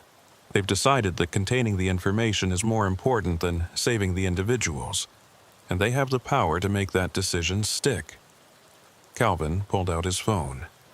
I have evidence. Photos, videos, documentation. I can go public, force them to acknowledge this. And they'll destroy your credibility, manufacture evidence that you're unstable, maybe worse. They've done it before to people who tried to expose this. The information gets buried, the whistleblower gets discredited or disappeared, and nothing changes. So I do nothing. I just accept that people are going to keep vanishing. Loretta moved to the door. You do what I'm doing. You survive. You document what you can, pass the information to people you trust, and you try to stay human as long as possible. That's all any of us can do. She stepped out onto the porch, and Calvin followed. The bayou was alive with sound, frogs and insects and the splash of things moving through water. In the distance, Calvin could see lights reflecting off the surface, and he realized with horror that they were eyes. Dozens of them, maybe hundreds, watching from the darkness. They're always watching now, Loretta said. Once you've seen them, once you've been marked, they never stop. They're waiting to see what you'll become, waiting to welcome you home. She walked down the steps and disappeared into the fog, moving with that same wrong grace he'd seen in the creatures on the island. Calvin stood alone on the porch, surrounded by watching eyes, and understood with terrible clarity that his life as he'd known it was over. He drove back to Henderson, checked in with Fontenot at 21:59 hours to confirm he was alive, and went home to his trailer. He sat at his kitchen table and wrote out his final report documenting everything he'd seen and learned. Not the sanitized version for official files, but the truth. At 03:12 hours, he heard a sound outside his trailer, the same vocalization he'd heard at the vehicles, the note that wasn't quite human. He looked out his window and saw them standing in the darkness beyond his porch light. 5 figures, tall and thin, with eyes that reflected green. They weren't approaching, weren't threatening, just watching, waiting. Calvin understood what they were waiting for. They were waiting for him to change, to become one of them. And he knew, with the certainty that comes from seeing impossible things, that they would keep waiting, keep watching, until the water finally claimed what it had marked. He thought about running, about leaving Louisiana and trying to start over somewhere far from bayous and fog, but he knew it wouldn't matter. The infection was in him now, rewriting his cells, changing him from the inside out. Wherever he went, whatever he did, eventually he would become something that looked human but wasn't, something that lived in the spaces between water and land, between human and other. Calvin pulled out his phone and looked at the photos he'd taken. The island, the vehicles, the creatures. Evidence that should matter, that should change everything. But he knew it wouldn't. The task force would suppress it, discredit him, make sure the truth never reached the public. But maybe that wasn't the point. Maybe the point was bearing witness. Documenting what happened even if no one believed it. Leaving a record for whoever came after him, whoever tried to investigate the disappearances in the vehicles and the things that watched from the darkness. He copied everything to a flash drive and mailed it to Fontenot with instructions to pass it on if Calvin disappeared or changed. Then he wrote one final note. To whoever finds this, the Atchafalaya Basin is alive. It takes people and changes them into something else. The government knows, and they're covering it up. Don't go into the deep water. Don't stay too long near the black lakes. And if you see the symbols, the 3 wavy lines crossed by a vertical line, run. Because once you've seen them, the water knows you're there, and it will come for you. I don't know how much longer I'll be human. I can already feel the changes starting. Subtle shifts in how my body responds to things, how my thoughts work. Maybe I'll fight it and lose myself. Maybe I'll accept it and keep some part of who I was. Either way, I'm going to keep documenting as long as I can. Someone needs to bear witness. If you're reading this, you're probably investigating a disappearance or a strange vehicle sighting. You're probably asking questions that people don't want to answer. Be careful. The water is patient, and it has ways of marking those who get too close.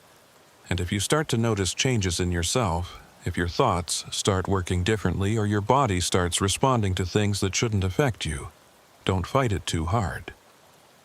Accept what's coming and try to keep as much of yourself as possible. Because the alternative is losing everything at once. The basin takes what it wants. All we can do is witness and remember. Trooper Calvin Broussard, Louisiana State Police, Troop 1. Calvin sealed the note in an envelope and added it to the evidence package. Then he sat at his table and waited for dawn, watching through his window as the figures in the darkness waited with him.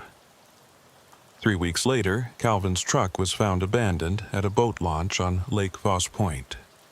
His phone and wallet were on the seat, his weapon secured in its case. There was no sign of struggle, no evidence of foul play.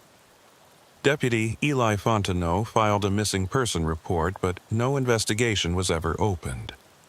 6 weeks after that, a fisherman reported seeing a state police cruiser partially submerged in the water off Old Spanish Trail. When units responded, they found Calvin's patrol car sitting in 3 feet of water, and in the driver's seat was a figure wearing a Louisiana State Police uniform. The figure was removed from the vehicle and taken to an undisclosed location. The official report stated that Trooper Calvin Broussard had died in a single-vehicle accident, cause undetermined. The case was closed within 48 hours. But Deputy Fontenot knew better. He'd seen the photographs in the evidence package Calvin had sent him. He'd read the final note. And one night, driving past Old Spanish Trail, he saw them standing in the water. Dozens of figures, tall and thin, with eyes that reflected green in his headlights. And standing among them, wearing the torn remnants of a state police uniform, was someone who looked like Calvin Broussard. The figure raised one hand in what might have been a wave or might have been a warning, and then sank beneath the surface, disappearing into water that ran black and held secrets that the state of Louisiana had decided were better left buried. Fontenot kept driving, kept his eyes on the road, kept his mouth shut about what he'd seen. Because he understood now what Calvin had understood. Some truths were too dangerous to speak aloud. Some horrors were too vast to fight. The Atchafalaya Basin stretched out in the darkness, patient and alive, waiting for the next person who would venture too deep, stay too long, see too much. Waiting to mark them and change them and add them to its collection of witnesses who could never leave. And somewhere in those black waters, in the places where light never reached, and the cypress trees grew so thick that the world above seemed like a distant memory, Calvin Broussard swam with the others. Still conscious, still aware, still bearing witness to the impossible truth that the state would never acknowledge. The radio had been acting strange for 3 nights running, and Trooper Marshal Thibodeau was starting to think it wasn't equipment malfunction. Static was normal in Lafourche Parish, where the wetlands played hell with radio frequencies and the infrastructure was old enough that dead zones were just part of the job. But this was different. This was static that had patterns, rhythms that almost sounded like words if you listened long enough in the quiet hours between midnight and dawn. Marshall had been working the graveyard shift in Lafourche for 7 years. patrolling the stretch of Highway 1 that ran through Thibodaux and down toward Golden Meadow, through country where sugarcane fields gave way to marsh and the Gulf of Mexico was more a presence than a destination. He knew every mile of his territory, every back road and boat launch, every place where trouble liked to gather when decent people were asleep. It was 0143 hours on a Thursday morning in October when the static resolved into something that made Marshall's hands tighten on the steering wheel. Unit, requesting, backup, Parish Road, coordinates. The voice was male, young, breaking up through interference that sounded like it was coming from underwater. Suspect is armed and multiple shots fired. Marshall grabbed his radio. Central, this is Unit 23. Did you copy that transmission? I have an officer requesting backup, but the signal is breaking up. Can you identify the unit? Silence. Then the night dispatcher, a woman named Clarice Boudreau, who'd been working Central for 15 years, came back with confusion in her voice. Unit 23, I didn't copy any transmission. Your channel has been clear for the last 30 minutes. Marshall felt cold settle in his chest. Central, I just heard a clear distress call. Male officer requesting backup on Parish Road, gave partial coordinates. You're telling me you didn't receive that? Negative, Unit 23. No other units are currently transmitting. Are you having radio issues? Do you need to return to station for equipment check? Before Marshall could respond, the voice came through again, louder this time, clearer.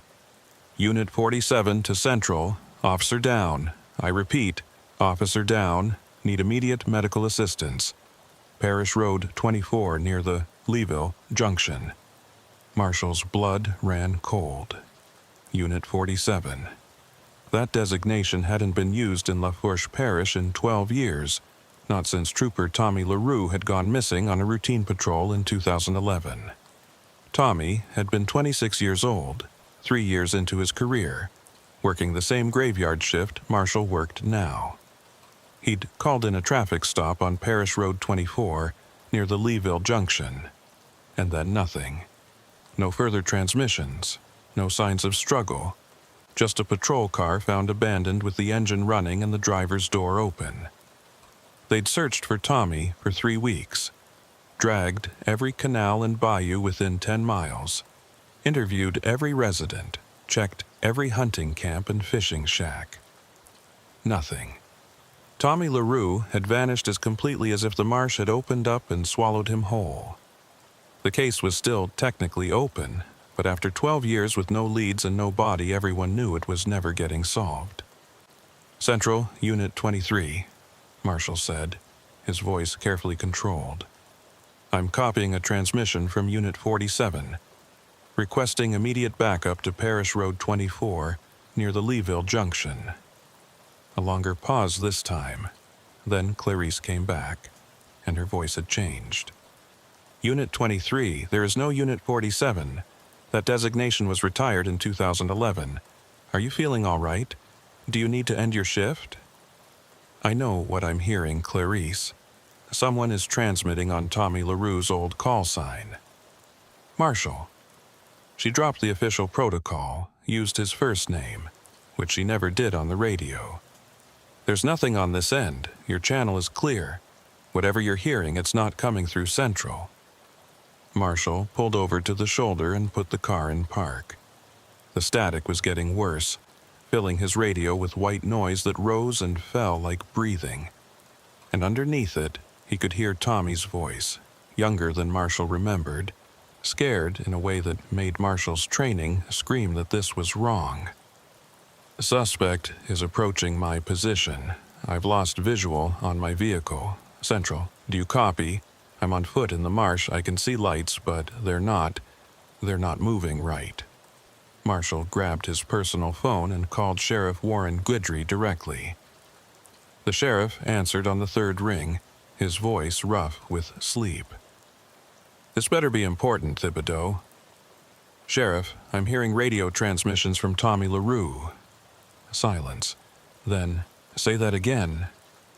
I'm parked on Highway 1 near the Raceland exit, and I'm hearing transmissions on my radio from someone using Unit 47 call sign.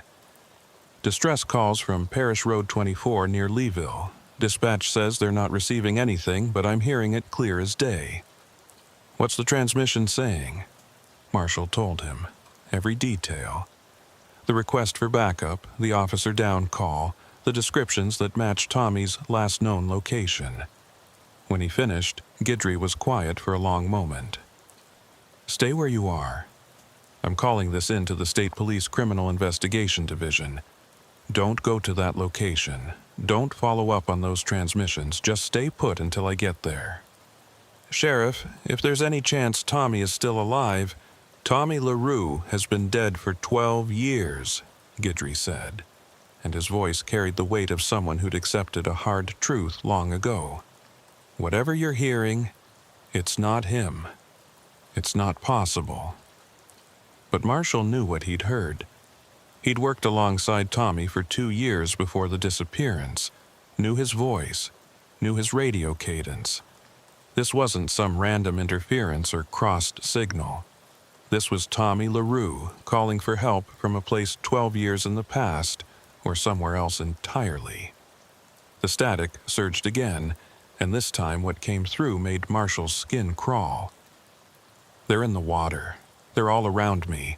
Central. They're not human. The transmission cut off with a sound that wasn't static, wasn't interference, but something wet and final.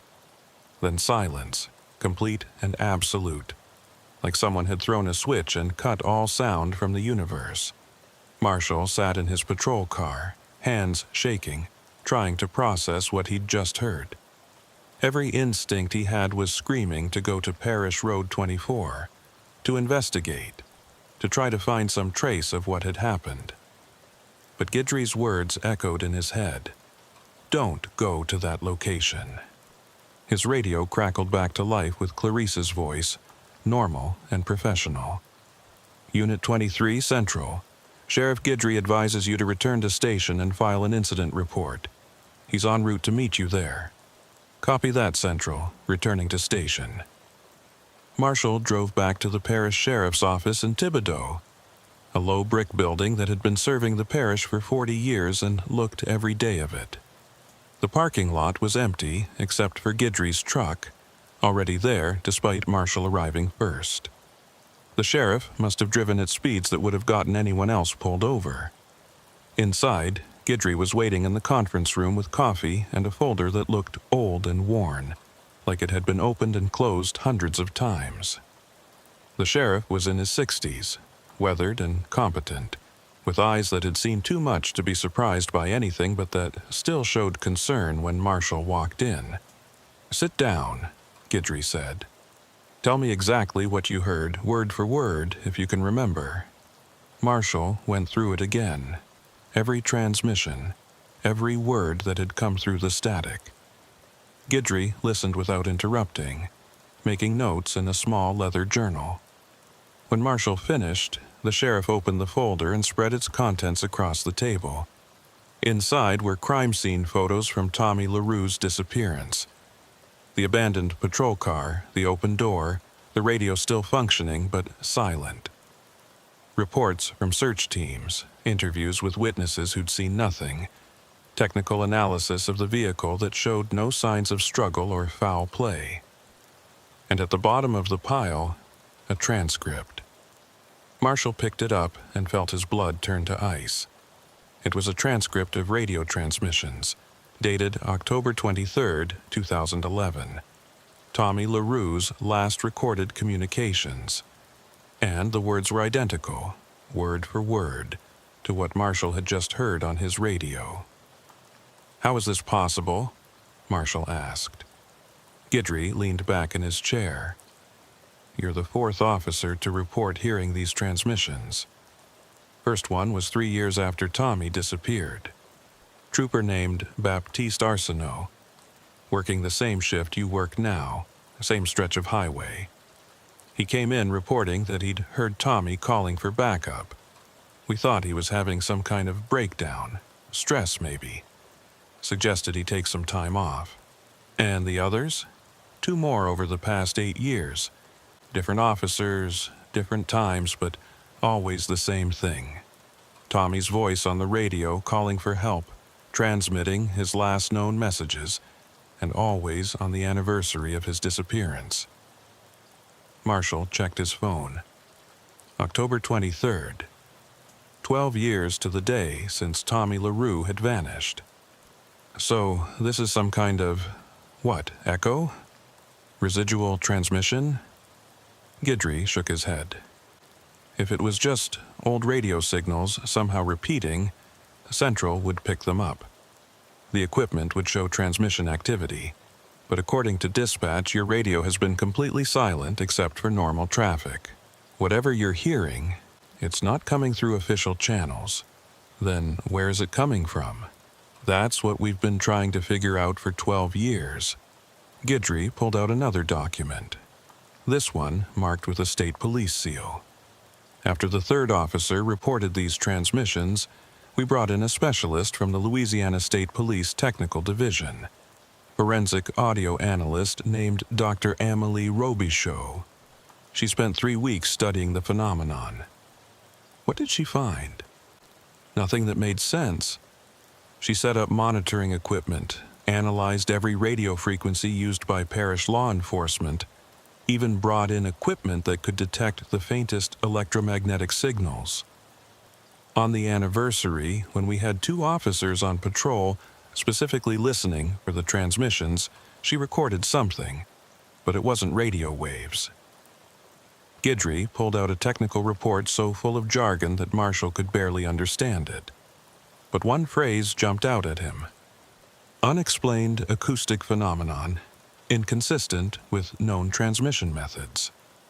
She said whatever was carrying Tommy's voice, it wasn't radio, Guidry continued. It was something else, something that could interface with radio equipment but wasn't electromagnetic in nature. Her recommendation was to treat it as an unsolved technical mystery and advise officers to ignore any transmissions they might hear. But that's not what you think, is it? Guidry met his eyes. I think Tommy LaRue encountered something on Parish Road 24 that night. Something that took him, and that's still out there. And I think once a year, on the anniversary, something broadcasts his last moments. Not as a recording, but as, I don't know, a warning, maybe, or a lure.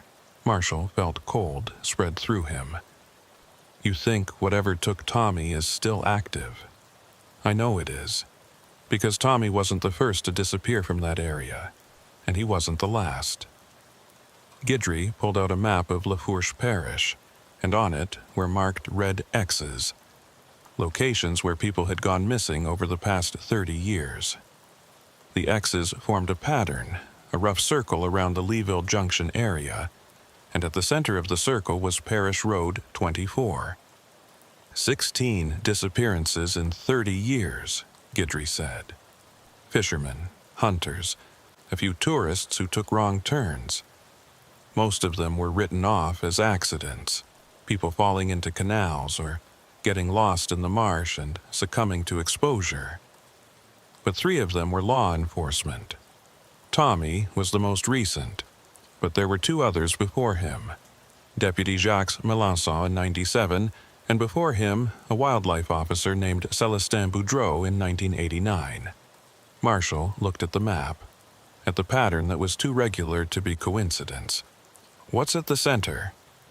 What's actually at that junction? Nothing now. It used to be a small settlement called Leeville Station, back in the 30s and 40s. Maybe 20 families, mostly people who worked the oil fields when they were first opening up the Gulf. Place was abandoned after Hurricane Audrey in 1957. The storm surge wiped it clean, and nobody ever rebuilt. So what's there now?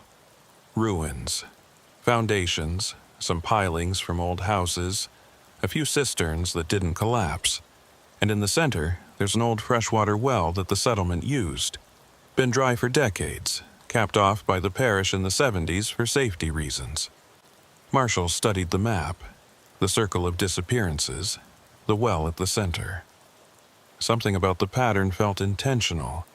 like someone or something was marking territory. "I want to go there," Marshall said. "During daylight, fully equipped with backup. I want to see what's at that location." Guidry was quiet for a long moment.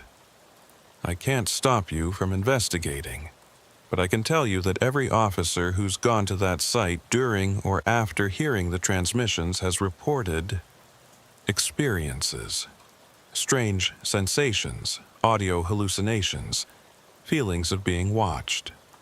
2 of them requested transfers to other parishes. 1 retired early and moved out of state. But nobody's disappeared since Tommy. Not law enforcement, but a fisherman went missing near there in 2016. His boat was found drifting in the bayou, engine still running, his tackle box open like he'd just been fishing. No body, no signs of struggle. Just gone." Marshall looked at the crime scene photos of Tommy's patrol car, at the open door and the empty driver's seat. He thought about the voice he'd heard on the radio, young and scared, calling for help that never came. "If there's any chance of finding out what happened to Tommy, I have to take it." Guidry nodded slowly. "Okay, but you're not going alone, and you're not going at night. We'll organize a proper investigation team. State police, maybe some federal resources if we can justify it. And you're going to wear recording equipment that documents everything you see and hear." "When?" "I'll make some calls tomorrow. We'll aim for this weekend. Full daylight, multiple units. Until then, you finish your shift, go home, and try to get some sleep. And if you hear those transmissions again..." He paused. "Don't respond to them. Don't follow instructions you might hear. Whatever is broadcasting Tommy's voice, it's not trying to help you."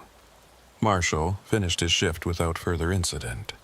The radio stayed clear, just normal traffic and the occasional check-in from Central.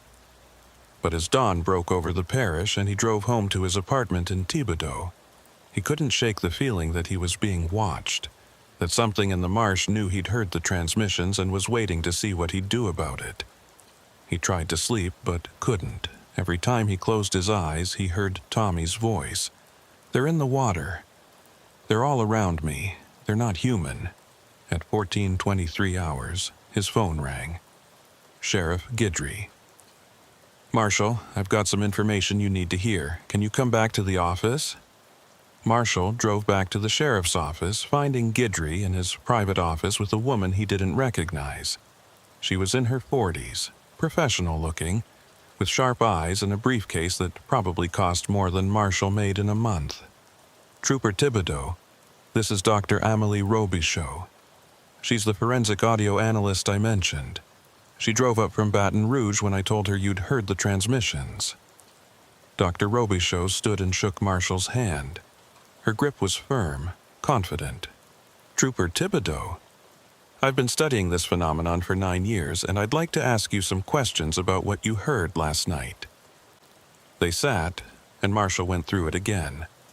Dr. Robichaud listened intently, occasionally making notes, but mostly just focused on his words with the kind of attention that made Marshall feel like every detail mattered. When he finished, she pulled out a laptop and played an audio file. Marshall recognized Tommy's voice immediately, the same transmissions he'd heard on his radio.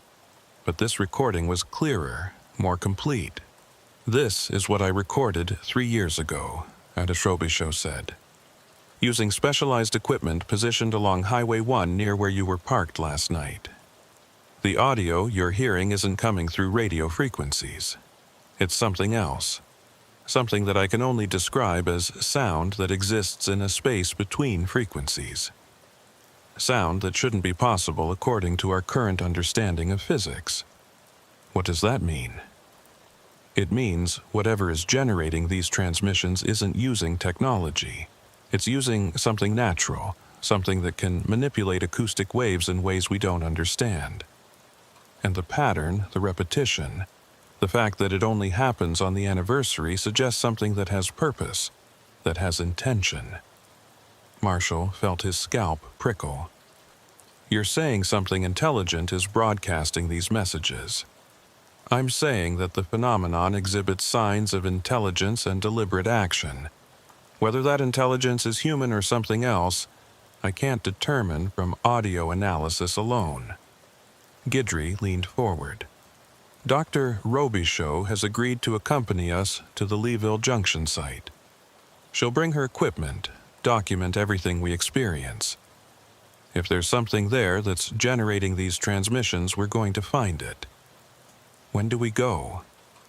Saturday morning, 0800 hours. State Police is sending 2 additional units. We'll have parish deputies as backup, and Dr. Robichaud will have her team. We go in prepared, we document everything, and we don't take unnecessary risks. Marshall nodded, but his mind was already at Parish Road 24, imagining what they might find. The ruins of Leeville Station, the capped well, and whatever had taken Tommy LaRue 12 years ago on a night when the marsh was full of things that shouldn't exist. Saturday morning arrived with the kind of oppressive humidity that promised storms later in the day. Marshall met the assembled team at the parish sheriff's office at 0745 hours, finding a group that looked more like a military operation than a standard investigation. Sheriff Guidry had brought 2 of his deputies, both armed and carrying equipment for water rescue if needed. The Louisiana State Police had sent Trooper Evangeline Gautreau and Trooper Marcus Bergeron, both veterans with experience in search and recovery operations. And Dr. Robichaud had arrived with a van full of equipment that looked like something from a science fiction movie. "All right, listen up," Guidry said, spreading a detailed map across the hood of his truck. "We're going to Parish Road 24, specifically to the old Leeville Station site. It's about a 40-minute drive, and the last 5 miles are on unmaintained roads that flood regularly. We travel in convoy. Nobody separates from the group. Dr. Robichaud's team will set up monitoring equipment while we conduct a visual search of the area." Marshall studied the map. The Leeville Junction was marked with a red circle, and around it were notations in Guidry's handwriting. Melanson last seen 987. Tommy's vehicle found here 2011. Fishing boat drifted from this point 2016. Each notation was like a tombstone for someone who'd vanished into the marsh. "What exactly are we looking for?" Trooper Gautreau asked. She was in her early 30s, competent and direct, with the kind of eyes that missed nothing. "Anything unusual," Guidry said. "Structures that shouldn't be there, signs of recent activity, anything that might explain the disappearances or the radio transmissions. Dr. Robichaud will be monitoring for electromagnetic anomalies and acoustic phenomena. If we hear anything, see anything, or feel anything unusual, we document it and we stay together." They loaded into their vehicles and formed a convoy. Marshall rode with Guidry in the lead truck, followed by the 2 state police cruisers, then Dr. Robichaud's van, with the 2 deputies bringing up the rear. They drove south on Highway 1, through Thibodaux and Raceland, past the point where sugarcane fields gave way to marsh, and the air took on that particular smell of salt water and decay that meant you were getting close to the Gulf. Parish Road 24 turned off Highway 1 just past Golden Meadow, a 2-lane strip of cracked asphalt that immediately felt wrong. The trees pressed in close on both sides, live oaks draped with Spanish moss that hung so low it scraped the tops of their vehicles. The marsh water on either side was dark, almost black, and perfectly still despite the morning breeze. "This is where Tommy called in his last traffic stop," Guidry said, pointing to a wide spot in the road. He reported pulling over a vehicle with expired tags, said he was approaching the driver. That was at 0147 hours. At 0152, he transmitted the distress calls you heard. At 0153, all communication ceased. Marshall looked at the spot, trying to imagine what Tommy had encountered. A routine traffic stop, something every officer did dozens of times a shift, and then something had gone catastrophically wrong. They continued down the road, and Marshall felt the atmosphere change. The air got heavier, harder to breathe, and the light filtering through the trees took on a greenish quality that made everything look diseased. His radio, which had been silent except for occasional check-ins from the convoy, began to fill with static. "Anyone else getting interference?" Trooper Bergeron's voice came through the static, concerned. "Affirmative," Marshall responded. "Central, do you copy? We're experiencing radio interference." There was no response from dispatch, just static that rose and fell with that same rhythmic quality Marshall had heard 3 nights ago. The quality that sounded like breathing. Dr. Robichaux's voice came through on a different channel, using the backup frequency they'd established. "I'm reading massive electromagnetic fluctuations. Whatever is causing the radio interference, it's localized to this area, and it's getting stronger as we approach the junction." The road got worse. Potholes and cracks giving way to sections where water had washed away the asphalt entirely, leaving muddy tracks that tested the suspension of their vehicles. They passed the ruins of what had been houses, concrete foundations now half submerged in standing water, stairs that led to doorways that no longer existed. The remnants of Leeville Station, abandoned for 66 years but still marking the landscape like scars. The road ended at a clearing maybe 200 yards across. In the center stood the well, just as Guidry had described it. A circular structure of old brick, maybe 4 feet high and 5 feet across, with an iron cap bolted down over the opening. Around it, arranged in what Marshall realized with growing unease was a perfect circle, were markers. Not gravestones, but something else. Wooden posts driven into the ground, each carved with symbols that Marshall didn't recognize. The convoy parked at the edge of the clearing and everyone got out. The silence was immediate and wrong. No birds, no insects, no sound of wind through the trees. Just silence so complete it felt like pressure against Marshall's eardrums. "Jesus," Gautreaux whispered. "What is this place?" Dr. Robichaux was already moving, pulling equipment from her van. She set up sensors in a perimeter around the clearing, each one connected wirelessly to her laptop. Her assistant, a young man named Laurent Hebert, helped her position microphones on tripods at precise intervals. "The acoustic signature here is unlike anything I've recorded before," Dr. Robichaux said, studying her laptop screen. "It's as if the sound is being absorbed by something. Normal environmental noise should register at 40 to 50 decibels.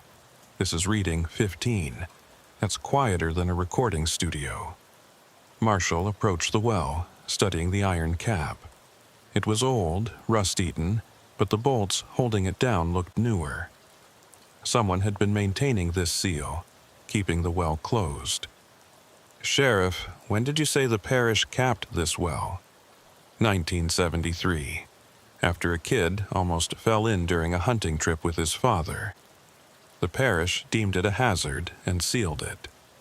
These bolts are newer than that. Someone's been replacing them. Guidry moved closer, examining the bolts. "You're right.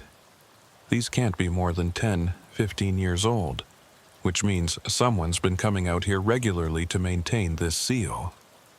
Before Marshall could respond, Dr. Robichaux called out.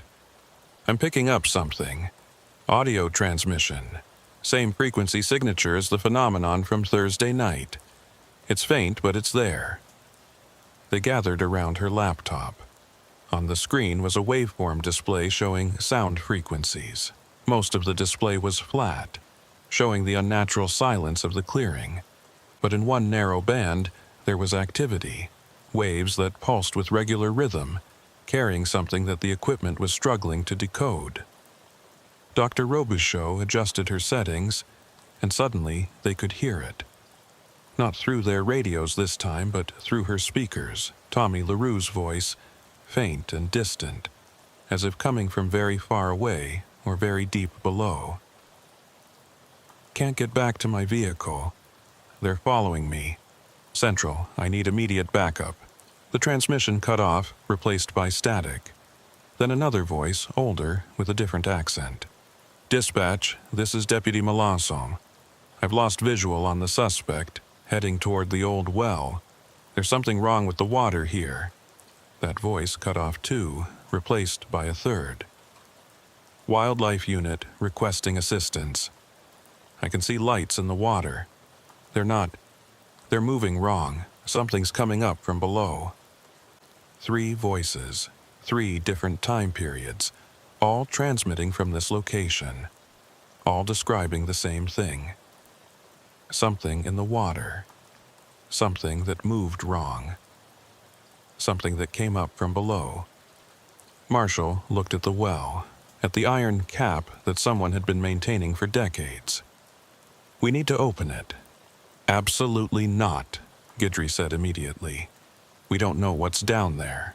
That's exactly why we need to look. 3 officers have disappeared from this location, and all of them mentioned water and something coming from below. This well is the only water source in the immediate area. Dr. Robichaux looked up from her equipment. The transmissions are definitely originating from underground. If I had to estimate depth based on the signal degradation, I'd say they're coming from at least 50 feet below us. That well should only be 30, 40 feet deep at most. So the transmissions are coming from deeper than the well goes, Gautreaux said. Which means there's something else down there. Something that connects to the well but goes deeper. Marshall made a decision. He grabbed a tire iron from his truck and approached the well. Guidry tried to stop him, but Marshall was already working on the first bolt, feeling it resist, and then give way with a screech of metal on metal that sounded obscenely loud in the silence. Marshall, stop. We need to think about this. I've been thinking about this for 3 days. Tommy LaRue was my friend. If there's any chance of finding out what happened to him, I have to take it. The second bolt came off, then the third. The fourth and final bolt was harder, corroded in place, but Marshall put his weight into it and felt it break free. The iron cap was heavy, but with Bergeron's help they lifted it off and set it aside. The smell that rose from the well made everyone step back. Not the expected smell of stagnant water, but something chemical and organic mixed together. Something that made Marshall think of the basin, of deep water that never saw sunlight, of things that lived in darkness and had adapted to it. Marshall shined his flashlight down into the well. The beam cut through darkness, showing brick walls slick with moisture and algae. The water level was maybe 20 feet down, black and still. But it wasn't the water that made Marshall's breath catch. It was what was floating in it. Objects, dozens of them, suspended just below the surface. At first, Marshall thought they were debris, but as his eyes adjusted, he realized they were too regular, too deliberately arranged. They were radios, old police radios, the kind used decades ago, all floating in a circle around the center of the well. "Dr. Robichaux," Marshall called. "You need to see this." She came to the edge with her equipment, positioning a camera on a telescoping pole to get a better look. The live feed showed up on her laptop, and what they saw made everyone go silent. The radios weren't just floating, they were active. Small lights blinked on their displays, and through Dr. Robichaux's equipment they could hear them all transmitting. Not voices, but the static that had been filling Marshall's radio.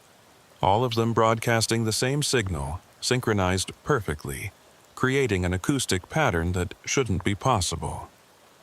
"This is incredible," Dr. Robichaux whispered. "They're forming some kind of array, amplifying and focusing the signal. But there's no power source. These radios should be dead, but they're all functioning. How?" Gautreaux asked. "I don't know. The water, maybe? Some kind of chemical reaction, or..." She trailed off, adjusting her sensors. I'm reading electrical activity coming from deeper in the well, below the water line. Something is powering these radios. Marshall looked at Guidry. We need to go down there. With what equipment? We don't have diving gear, and I'm not sending anyone into water we know nothing about. Then we drop a camera. Dr. Robichaux, can your equipment handle that? She looked uncertain.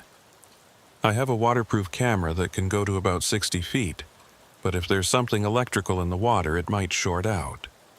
Try it. Dr. Robichaux set up a camera on a cable, waterproofed and equipped with its own lights. They lowered it slowly into the well, past the floating radios, into the black water below.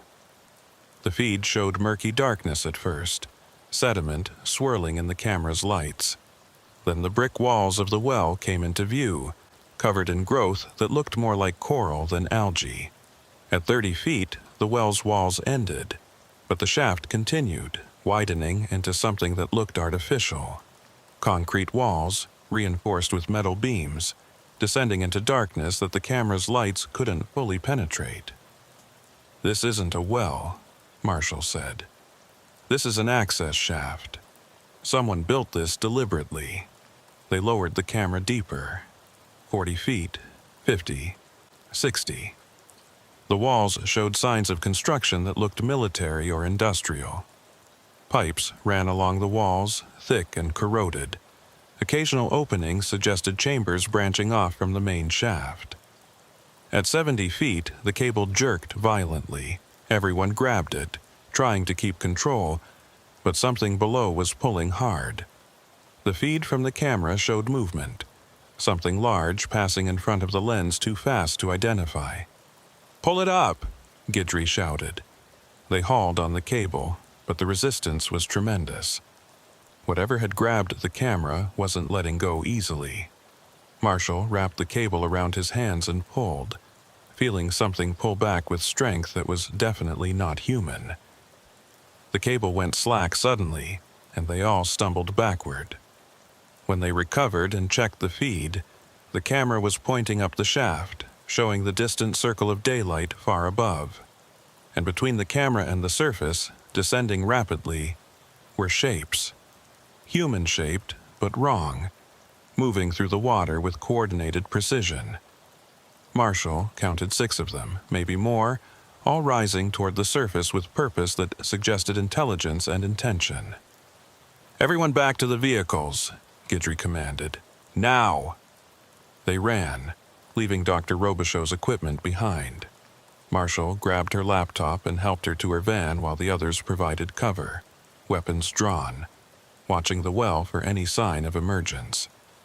They made it to their vehicles as the first shape broke the surface. It climbed out of the well with movements that were jerky and wrong, like someone learning to use limbs for the first time. The body was humanoid, but the proportions were off. Too long in the torso, too thin in the limbs. And the face, when it turned toward them, was a mask of features that almost looked human but missed in ways that made Marshall's training scream danger. More shapes emerged, pulling themselves from the well, standing in the clearing with that same impossible stillness. Marshall counted 9 of them, all facing the convoy, all watching with eyes that reflected the morning light wrong. Then one of them spoke, and Marshall's blood ran cold because the voice was Tommy LaRue's. But the mouth movements didn't match the words. "You shouldn't have opened it. We were keeping it closed, keeping them contained. Now they know you're here." "Tommy!" Marshall called out, his hand on his weapon. "Is that you?" The shape that had spoken tilted its head too far, impossibly far. I was Tommy. Part of me still is. But mostly, I'm what the water makes when it takes people who get too close. We tried to warn you. The transmissions were warnings, not calls for help. Marshall felt reality tilt. You've been sending the transmissions. We repeat what we remember, what we were before the water changed us. We stay here, keep the well sealed, keep what's deeper from coming up. But you've opened it now. They felt it. They're coming. What's coming? What's deeper in that shaft? The Tommy shape's mouth moved wrong, forming words that sounded wet and wrong. The others. The ones who went down before us. Before there were police or deputies or laws. The ones who built this place and then got trapped in it. They've been down there so long they've forgotten what human means. And now they know the way is open.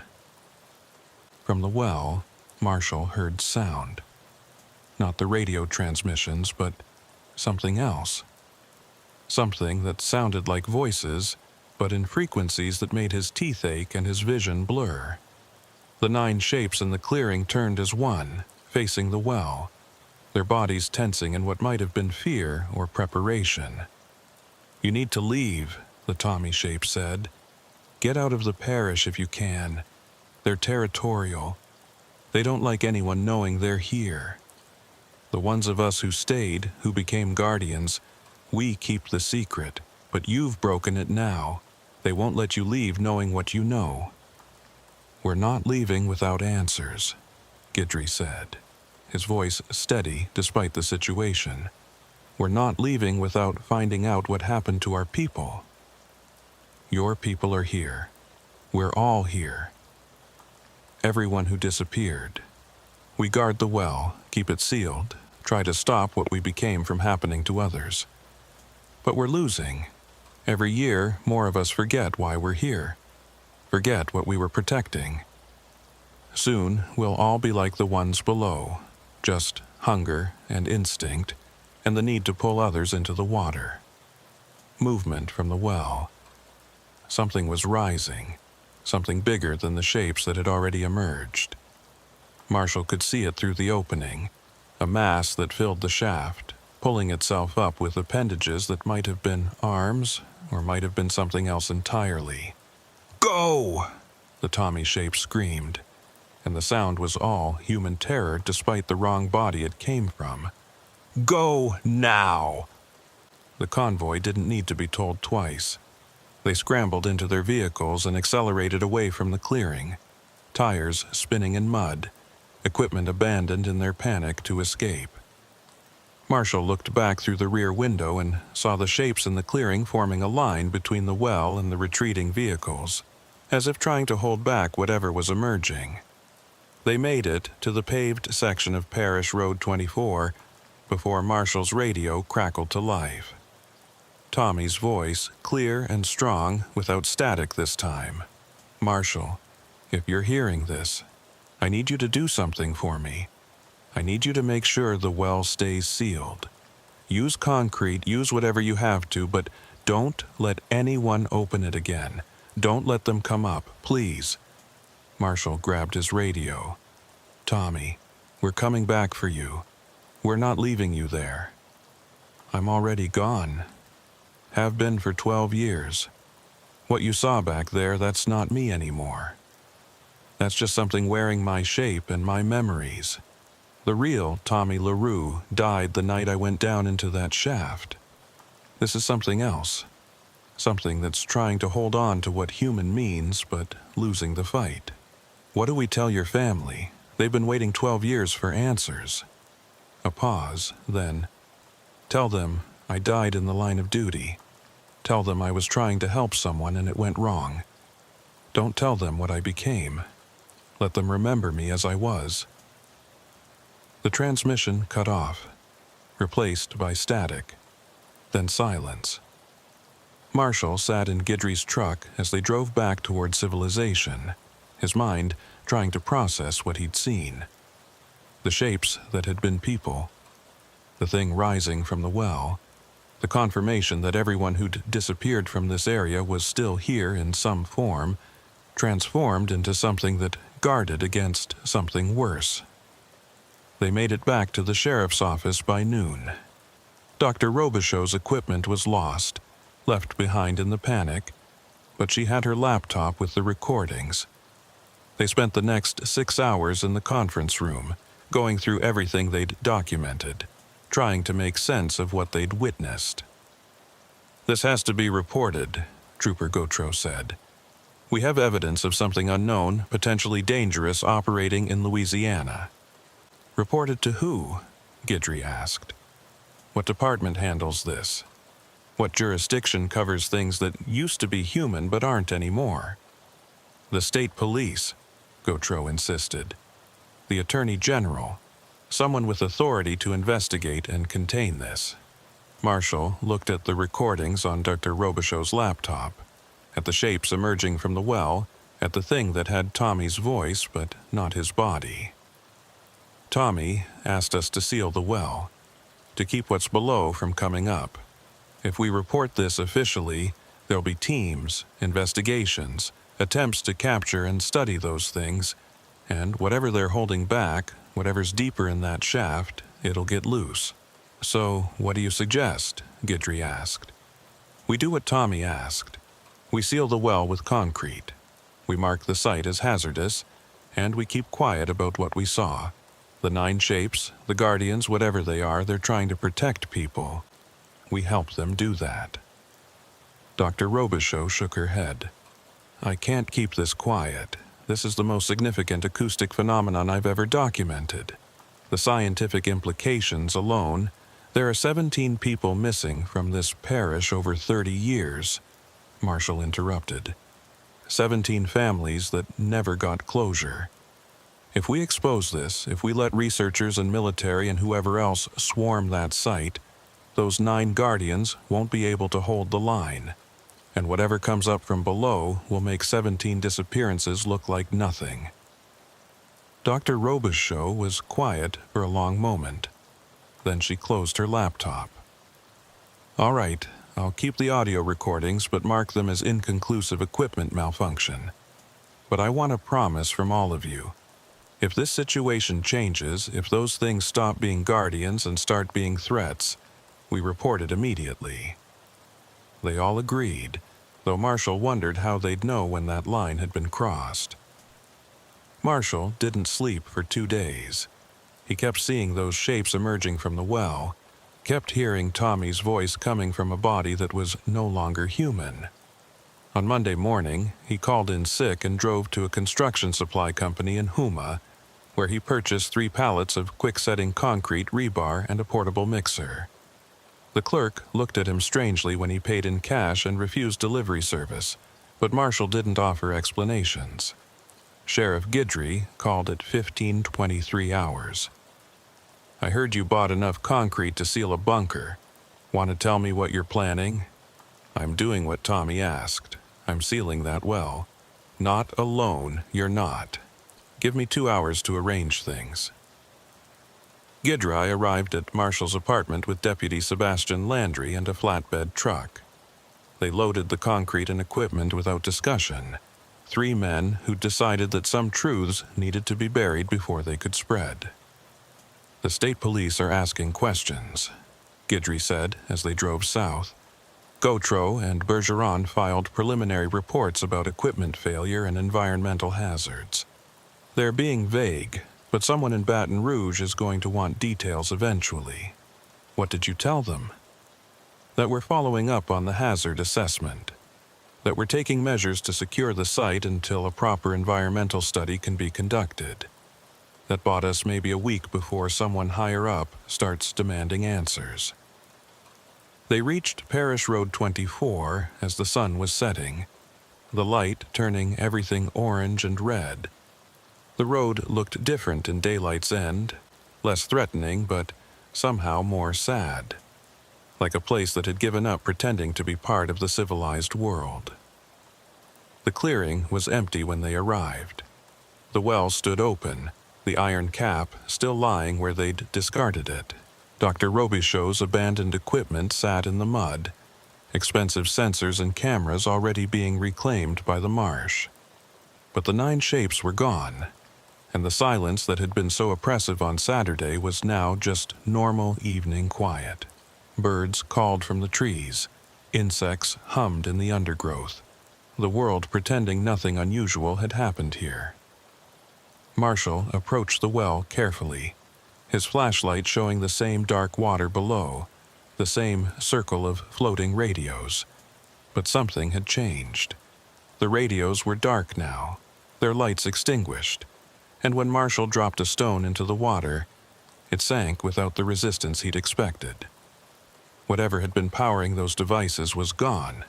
"Think they're still down there?" Deputy Landry asked, keeping his hand near his weapon.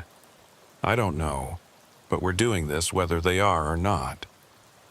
They set up the portable mixer and began the work. Mix concrete, pour it down the well, wait for it to set enough to support the next layer.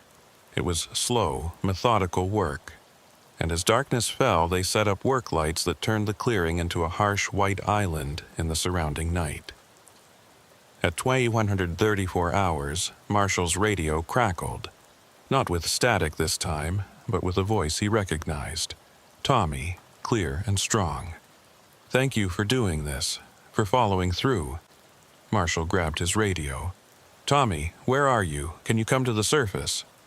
"We're here, all 9 of us, watching from the tree line. We can't come closer. The thing in the shaft, it's awake now. It knows what you're doing, and it's fighting us, trying to get past us to stop you." Marshall looked toward the trees but saw nothing except darkness and the gleam of eyes that might have been animals, or might have been something else. "What is it? What's down there?" A pause long enough that Marshall thought the transmission had ended. Then, "It's what we'll all become eventually. The final stage. When you've been in the water so long that everything human is gone. When all that's left is hunger and the need to spread. It used to be people too, a long time ago. The ones who built this facility, who were doing experiments we found records of but couldn't understand. They went too deep, stayed too long, and changed into something that can't die and can't stop. How many? We don't know. Dozens? Maybe hundreds. They're all connected down there, all part of the same thing, and they've been trying to get out for 60 years. We keep them contained, but we're not strong enough. Every year, we lose one of us to the change. Jacques went last year. Stopped fighting it, went down into the shaft, never came back up. In another few years, we'll all be gone and there'll be nothing stopping them from rising." Marshall looked at the well, at the concrete they were pouring that would seal it for years, but maybe not forever. "Will this be enough? Will concrete stop them?" "For a while. But they're patient. They'll wait, they'll work at it, they'll eventually break through. You're buying time, that's all. Maybe another 20 years, maybe 50. Eventually, someone will have to do this again. Then we'll do it again. We'll keep doing it as long as we have to." Tommy's laugh was bitter. "You think you'll remember? You think in 20 years anyone will believe what you saw here? They'll dismiss it, rationalize it, decide it was mass hallucination or equipment failure or anything except the truth. That's how it works. That's why this place has been taking people for 100 years and nobody stops it." Guidry had moved closer, listening to the transmission. He took Marshall's radio. "Tommy, this is Sheriff Guidry. I remember you as a good officer, a good man. Tell me how to stop this permanently. Tell me how to end it." Another long pause. Then, "You can't. The thing in the shaft, it's part of the water system now. It's connected to every bayou, every canal, every swamp in the parish. Killing it would mean draining half of Louisiana, and even then, you'd just be pushing it somewhere else. It's not an infestation you can remove. It's part of the ecosystem now." "Then what do we do?" "What you're doing. Seal the well, keep people away from this site, and pray that we guardians can hold the line a little longer. And when you hear the transmissions on the anniversary, when some young trooper comes to you scared because he's hearing voices on his radio, you tell him the truth. You pass on the knowledge so it doesn't die with your generation." Marshall took the radio back. "Tommy, your family, they deserve to know something." "I know, and that's the hardest part of this. Letting them think I abandoned them, that I ran off or got killed by some random violence. But that's better than the truth. better than knowing what I became. I can't do that to them. I won't. Then tell them I died trying to protect people. Tell them I found something dangerous and I stayed behind to contain it. That's true enough. Just don't tell them I'm still here, still conscious, still watching my humanity slip away piece by piece. That would destroy them. The transmission ended, and Marshall stood there with the radio in his hand, understanding the impossible weight that Tommy and the other guardians carried. They were prisoners of their own sacrifice, trapped between human and monster, holding back something worse while slowly becoming it themselves. They worked through the night, pouring concrete until the well was filled to within 5 feet of the surface. Then they set rebar and poured a cap, thick and reinforced, that would take serious equipment to break through. By dawn, the well was sealed, just another concrete pad in a clearing that would eventually be reclaimed by the marsh. As they packed up their equipment, Marshall noticed something carved into one of the wooden posts that ringed the site. Fresh marks, made recently with something sharp. He moved closer and felt his blood run cold. It was a message, carved in unsteady letters, 17 years, J.M., Jacques Melançon, the deputy who'd disappeared in '97. He'd been a guardian for 17 years before finally succumbing to the change and going down into the shaft. Marshall did the math. Tommy had been a guardian for 12 years. That meant he had maybe 5 years left before he followed Melançon into the depths. "You see this?" Marshall called to Guidry. The sheriff came over, read the carving, and his face went gray. Jesus. 17 years of that existence, and then what? You just give up?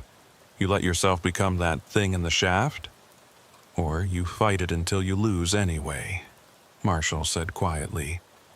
Either way, you end up the same. They drove back to Thibodaux in silence. The sun was rising over the marsh, turning the water gold and making everything look peaceful and normal. But Marshall knew that beneath that peaceful surface, things moved and changed, and waited with patience that human minds couldn't comprehend. At the sheriff's office, they found Dr. Robichaud waiting with her laptop and an expression that was equal parts excited and terrified. "I've been analyzing the audio from Saturday," she said, without preamble. "The transmissions, the voices, the static patterns. And I found something that I think you need to hear."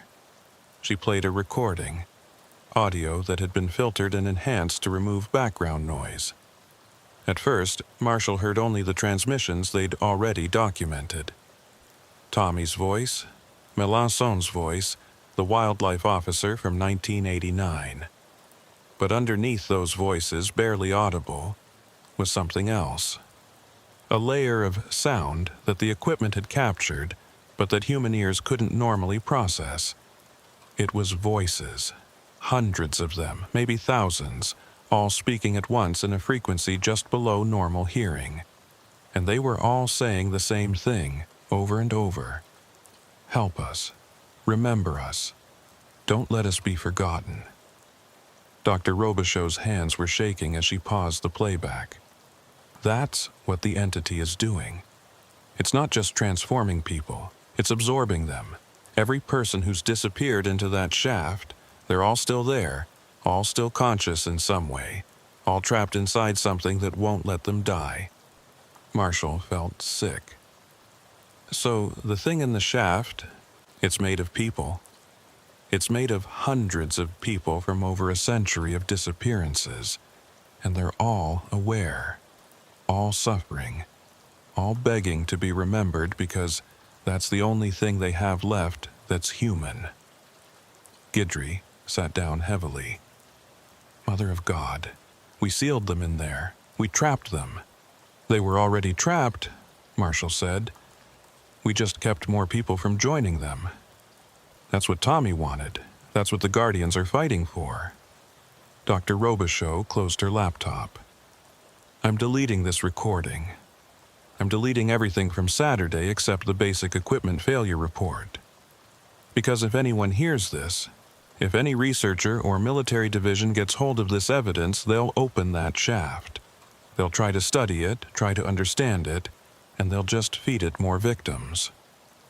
"What about your career?" Marshall asked. "This is the discovery of a lifetime. Some discoveries shouldn't be made. Some knowledge shouldn't be shared. I'll survive with my reputation intact and my conscience clear." Over the next week, life in Lafourche Parish returned to something resembling normal. The state police accepted the environmental hazard designation for the Leeville site. The parish council authorized a permanent closure order for Parish Road 24 beyond the Golden Meadow Junction. Barriers were erected, warning signs posted, and the official story became that the area was contaminated with industrial waste from old oil field operations. Marshall returned to his regular patrol schedule, working the graveyard shift on Highway 1, watching for drunk drivers and speeders and all the normal violations that made up a trooper's night. But every time he passed the turnoff to Parish Road 24, he thought about the 9 guardians standing watch over something that wanted to spread, wanted to consume, wanted to add more voices to its chorus of the trapped and transformed. On the 15th night after they'd sealed the well, Marshall's radio crackled at 0147 hours. Tommy's voice clear and calm. "Marshall, I wanted to thank you again. For listening, for following through, for giving us a few more years to hold the line. I know it wasn't easy keeping this secret." Marshall grabbed his radio. "How are you holding up?" "I'm still me, mostly. Still remember what it was like to be human, to have a family, to care about people. But it's getting harder. The hunger is growing stronger. I can feel myself wanting to go down into the shaft, wanting to join with what's below. It's like a pull, getting stronger every day. Fight it, Tommy. Don't let it take you. I'm trying, we all are. But Jacques lasted 17 years and he was stronger than me. I don't know if I have that long." Marshall drove slowly, watching the dark marsh roll past. "What happens if all 9 of you fail? If you all go down into the shaft? Then the entity will be strong enough to break through the concrete. It'll rise, spread through the water system, start taking people faster than it has been. Within a decade, maybe 2, half of South Louisiana will be contaminated. People will start changing, start becoming guardians themselves without understanding why. And the cycle will continue, unless someone stops it. There is no stopping it, only containing it, only buying time and hoping that time is enough." Marshall thought about the message carved on the post. 17 years. "Tommy, when you feel yourself getting close to the end, when you think you can't fight it anymore, I want you to contact me. Radio, phone, whatever works. Don't go down alone. Let me know so I can bear witness, so someone remembers that you fought." Tommy's voice was thick with emotion. "Thank you. That means more than you know. To die knowing someone will remember, that someone will know we didn't give up without a fight. I'll remember, and I'll make sure others know too. Not the full truth, but enough. Enough that you're honored for what you're doing." The transmission ended, and Marshall continued his patrol. But now he drove with new purpose, new understanding. He wasn't just enforcing laws and responding to emergencies. He was bearing witness to a sacrifice that would never be publicly acknowledged, to guardians who gave up their humanity to protect people who would never know their names. 2 months later, Marshall was called to Sheriff Guidry's office. Inside, he found Trooper Evangeline Gautreau and a man he didn't recognize. The man was in his 60s, wearing a suit that looked federal, with eyes that had seen too much. "Trooper Thibodeau," the man said. "I'm Agent Victor Chauvin with the Louisiana Bureau of Investigation's Special Circumstances Division. I understand you were part of the investigation at Leeville Station. Marshall felt his guard go up. That investigation was concluded. Environmental hazard, site secured, case closed. Yes, I read the reports. Very thorough, very professional, and completely inadequate at explaining what actually happened. Guidry leaned forward. Agent Chauvin, if you have concerns about our investigation, I have concerns about a pattern, Chauvin interrupted. Leeville Station is the 4th site in Louisiana where we've documented similar phenomena. Radio transmissions from missing persons, underground structures that don't appear on any official maps, and transformation of human subjects into something that exhibits quasi-protective behavior toward uncontaminated populations. Marshall exchanged glances with Guidry. You know about the Guardians. We know about many things that don't make it into public awareness. My division was created 20 years ago specifically to monitor and contain these situations. We've been tracking the Leeville site since the 1990s. Then why didn't you intervene? Marshall asked, anger flaring. Why let officers keep disappearing if you knew what was happening? Chauvin's expression was grim. Because intervention makes it worse. Every time we've tried to extract Guardians, study the entities, or eliminate the contamination, we've only accelerated the spread. The Guardians serve a function. They're the entity's immune system, the thing that keeps it from growing too fast. Remove them, and the entity just creates new ones faster than we can contain them. So you just let them suffer? Let them slowly lose their humanity while you watch? We document, we monitor, and we prepare for the day when containment fails. Chauvin pulled out a folder. I'm here because that day might be approaching. We've lost contact with 2 of our monitoring stations near similar sites. The radio transmissions are getting stronger, appearing more frequently, reaching wider areas. Something is changing, and we need to know if your site is showing the same patterns. Marshall thought about Tommy's voice on the radio, about the call 2 months ago where he'd admitted the hunger was growing stronger. The Guardians are weakening. They won't be able to hold much longer. That's what we're seeing across all 4 sites, which means we need to implement contingency protocols. Permanent site closure, population monitoring, establishment of observation posts to track any spread.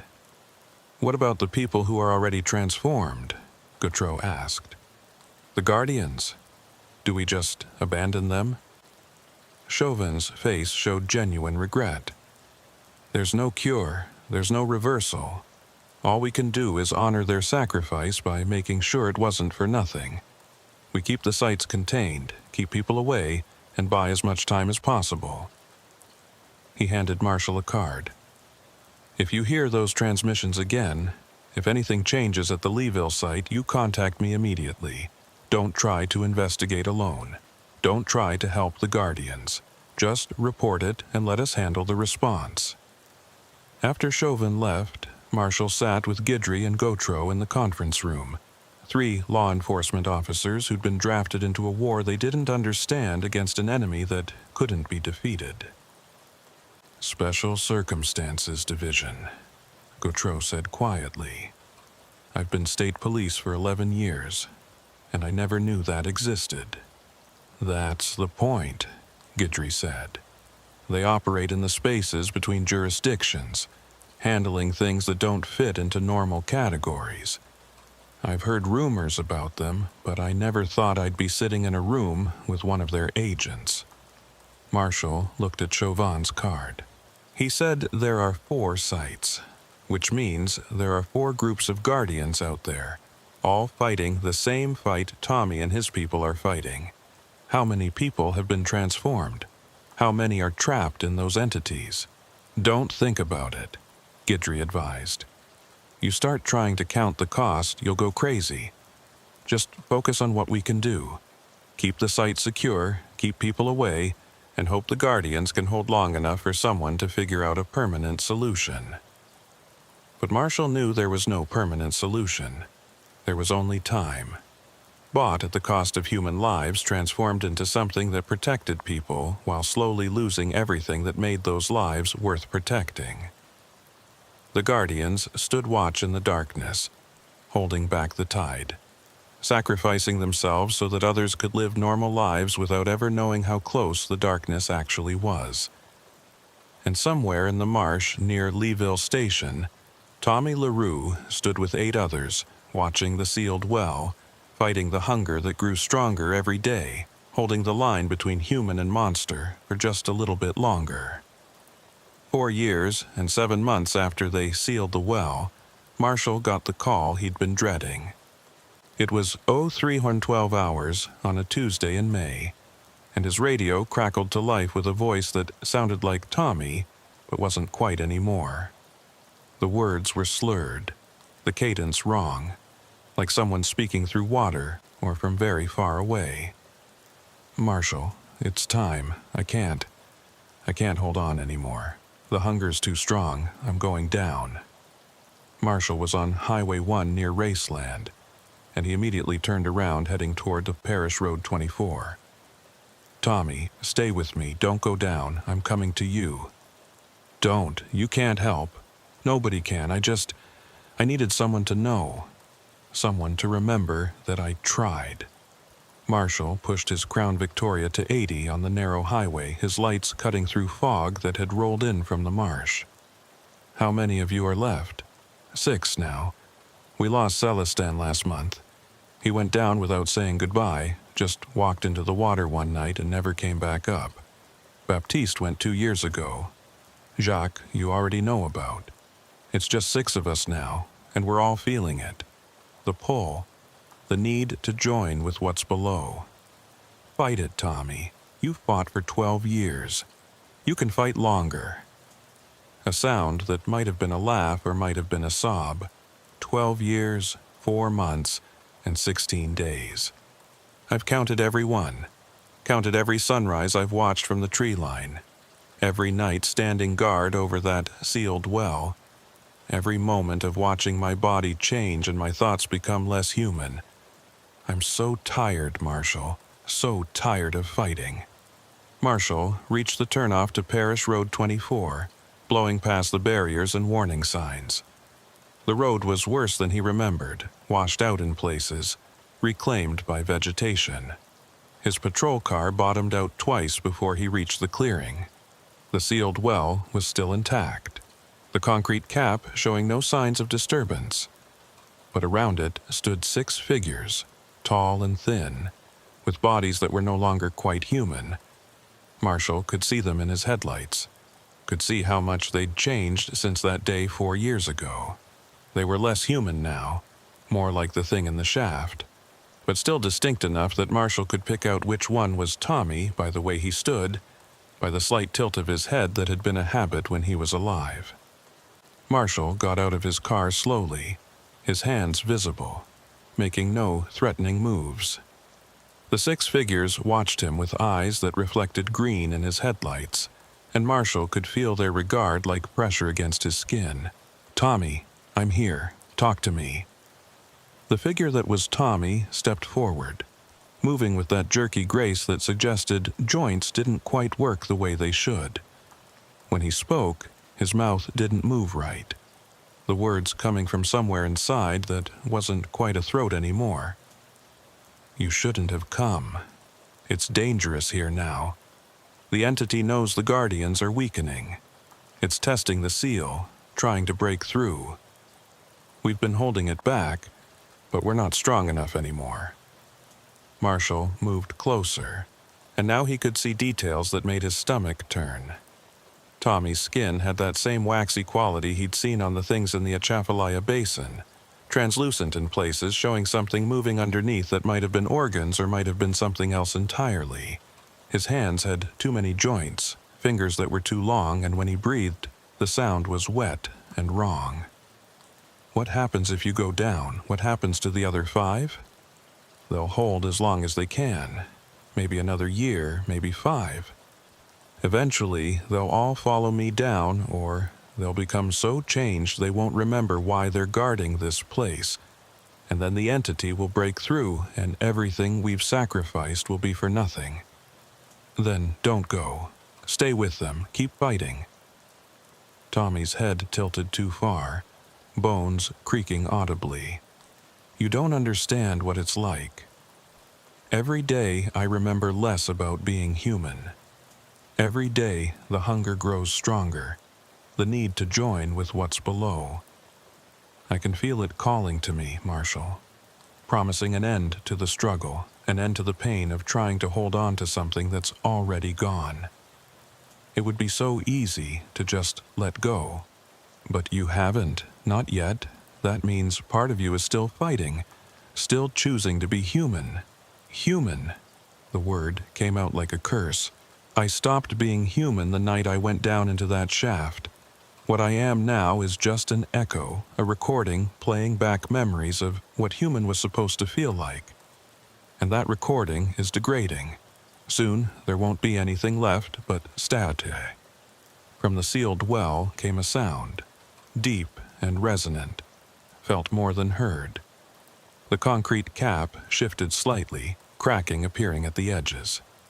The 5 other guardians immediately moved to the well, placing their hands on the concrete, and Marshall watched as something flowed from them into the cap. Energy, maybe, or just will, but whatever it was, it stabilized the concrete, sealed the cracks. That's what we do now, Tommy said. Every day, every night, pouring what's left of ourselves into keeping the seal intact. And every time we do it, we lose a little more. Soon, we'll have nothing left to give. Marshall felt helpless, watching something that had been his friend sacrifice itself piece by piece to protect people who would never know. There has to be another way, more concrete, deeper seals, something. There is no other way. The entity is part of the water system now. It's in every bayou, every canal, every marsh in the parish. Sealing this well just keeps it from having direct access to the surface, but it's still out there, still spreading slowly, still taking people who get too close to contaminated water. All we're doing is slowing it down. Then why keep fighting? If you can't stop it, why sacrifice yourself? Tommy was quiet for a long moment, and when he spoke again, his voice carried something that might have been a smile. Because slow is enough. Because every year we hold the line is another year that kids grow up, that families stay together, that people live normal lives. We can't save everyone, but we can save today, and tomorrow, and maybe the day after that, until we can't anymore. Marshall felt something break inside him, the weight of what Tommy was saying, the impossible courage of continuing to fight a battle you knew you couldn't win. I'll remember. I'll make sure people know what you did. Don't. That's the point. We fight in silence so others can live in ignorance. If people knew what was really out here, knew what was in the water, they'd panic. They'd leave, and then the entity would spread to wherever they went. Better to keep the secret, keep the boundary contained, even if that means we're forgotten. From the tree line came movement. Marshall turned to see more figures emerging from the shadows. Not guardians, but something else. Shapes that were less formed, more fluid, like bodies that hadn't quite decided what configuration to take. They moved toward the well with purpose, and the 6 guardians immediately formed a line between them and the sealed concrete. New ones, Tommy said. People who got too close to contaminated water in the past few months. They're changing, being drawn here without understanding why.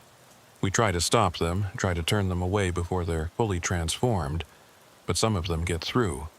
Marshall counted 8 approaching figures. What happens to them? If they reach the well before the transformation is complete, they go down. They add their mass to the entity, make it stronger. If we can hold them off until they're fully changed, sometimes they join us. Become guardians themselves, but that's rare. Most of them fight us, fight the change, and end up going down anyway. The 8 figures reached the Guardian line, and what happened next made Marshall understand the full scope of what Tommy and the others had been enduring. The approaching figures attacked, not with weapons or coordination, but with desperate thrashing violence. The Guardians held the line, pushing them back, and Marshall could hear sounds of combat that weren't quite physical. It was as if they were fighting on multiple levels at once, physical bodies grappling while something else contested in frequencies Marshall couldn't perceive. One of the approaching figures broke through the line, scrambling toward the well. Tommy moved with impossible speed, tackling it before it could reach the concrete. They rolled in the mud, and Marshall watched in horror as Tommy's body seemed to flow, to reshape itself to better contain his opponent. When he stood up, he was less human than he'd been moments before, and the figure he'd stopped was motionless on the ground. "Did you kill it?" "It's not alive in any way you'd understand. I just dispersed it. Broke the cohesion that was forming. It'll reform eventually. Try again. They always do." The other 7 figures had been driven back by the Guardian line, retreating into the marsh but not leaving entirely. Marshall could see them in the darkness beyond his headlights, waiting, patient, ready to try again. "This is what you've been doing every night for 12 years. Every night, every day, constant vigil, constant battle. We don't sleep, don't rest, don't get breaks. We just stand and hold and try to remember why it matters." Marshall looked at Tommy, at what he'd become, at what he was still choosing to be despite everything. It matters because you're choosing to make it matter. That's what makes you human, Tommy. Not your body, not your thoughts, but your choice. You're choosing to protect people. That's the most human thing there is. Tommy's laugh was bitter and wet. Maybe, or maybe I'm just too stubborn to let go. Too proud to admit I've already lost. The concrete cap cracked again, a deep, splitting sound that echoed across the clearing. The 5 Guardians at the well intensified whatever they were doing, and Marshall felt the hair on his arms stand up as if electricity was flowing through the air. The crack sealed, but he could see the strain it took, could see how much it cost them. "They're not going to last," Marshall said. "The seal is failing. I know. That's why I'm going down. Not because I've given up, but because maybe if I add my strength to theirs from inside, I can reinforce the seal from below, hold it together a little longer." Marshall understood then what Tommy was really saying. He wasn't succumbing to the hunger. He was choosing to sacrifice himself completely, to become part of the seal, to use whatever was left of his humanity as mortar to hold back the entity just a little bit longer. How long will it buy? I don't know.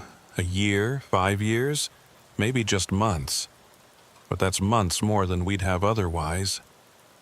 Marshall pulled out his phone and took a photograph of Tommy, documenting what he'd become, what he'd endured. Tommy didn't object, just stood there in the harsh light of the flash, a monument to sacrifice that would never be publicly acknowledged. "I'm going to tell your story," Marshall said. "Not officially, not in ways that would expose what's happening here, but quietly to people who need to understand that there are officers out there fighting battles nobody sees. Tell them we chose this. That's important. Tell them we saw what needed to be done and we did it, knowing the cost. Because if they think we were just victims, if they think this was something that happened to us rather than something we chose, then the sacrifice means nothing." Marshall nodded, not trusting himself to speak. Tommy turned toward the well, then paused. "There's one more thing you need to know. Agent Chauvin, the LBI agent who briefed you 4 years ago, he's been infected too, exposed to contaminated water at one of the other sites.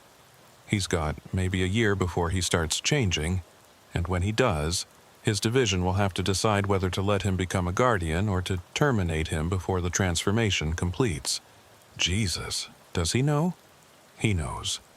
He's been documenting everything, preparing his replacement, making sure the knowledge doesn't die with him. Because that's what we do. We pass it on, keep the watch, make sure someone is always standing between the darkness and the people who don't know how close it really is. Tommy walked to the well, placing his hands on the concrete. The other 5 guardians moved aside, creating space for him.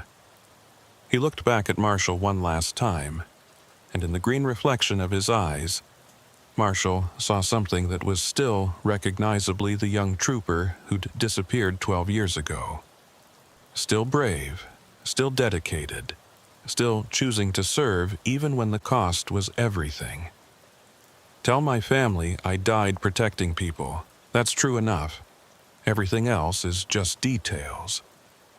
He sank into the concrete as if it were water, his body seeming to dissolve and flow into the seal itself. Marshall watched, unable to look away, as Tommy LaRue made his final sacrifice, becoming part of the barrier between the entity and the world above. When it was done, the concrete looked solid again, reinforced from within. The 5 remaining guardians stood around it, and Marshall could see they were stronger now, steadier, as if Tommy's sacrifice had bought them more time to hold the line.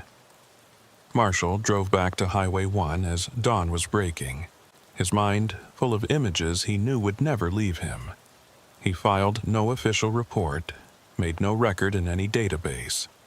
Instead, he went home and wrote down everything in a journal that he would keep hidden, a document for whoever came after him, whoever inherited the responsibility of bearing witness to sacrifices that couldn't be acknowledged. Over the next 3 years, Marshall continued his patrol, working the graveyard shift on Highway 1, listening to his radio for transmissions that came less frequently now. Sometimes he'd hear voices in the static, not calls for help, but something else, reassurances maybe, or just confirmations that the guardians were still there, still holding, still choosing to stand between the darkness and the light. He attended Tommy LaRue's memorial service, held 13 years after his disappearance when the family finally accepted he was never coming home. Marshall stood in the back of the church and listened to people talk about a young officer who'd died in the line of duty, who'd sacrificed himself protecting others. They had no idea how right they were, and Marshall kept his silence because that's what Tommy had asked of him. Sheriff Guidry retired 2 years after Tommy went down.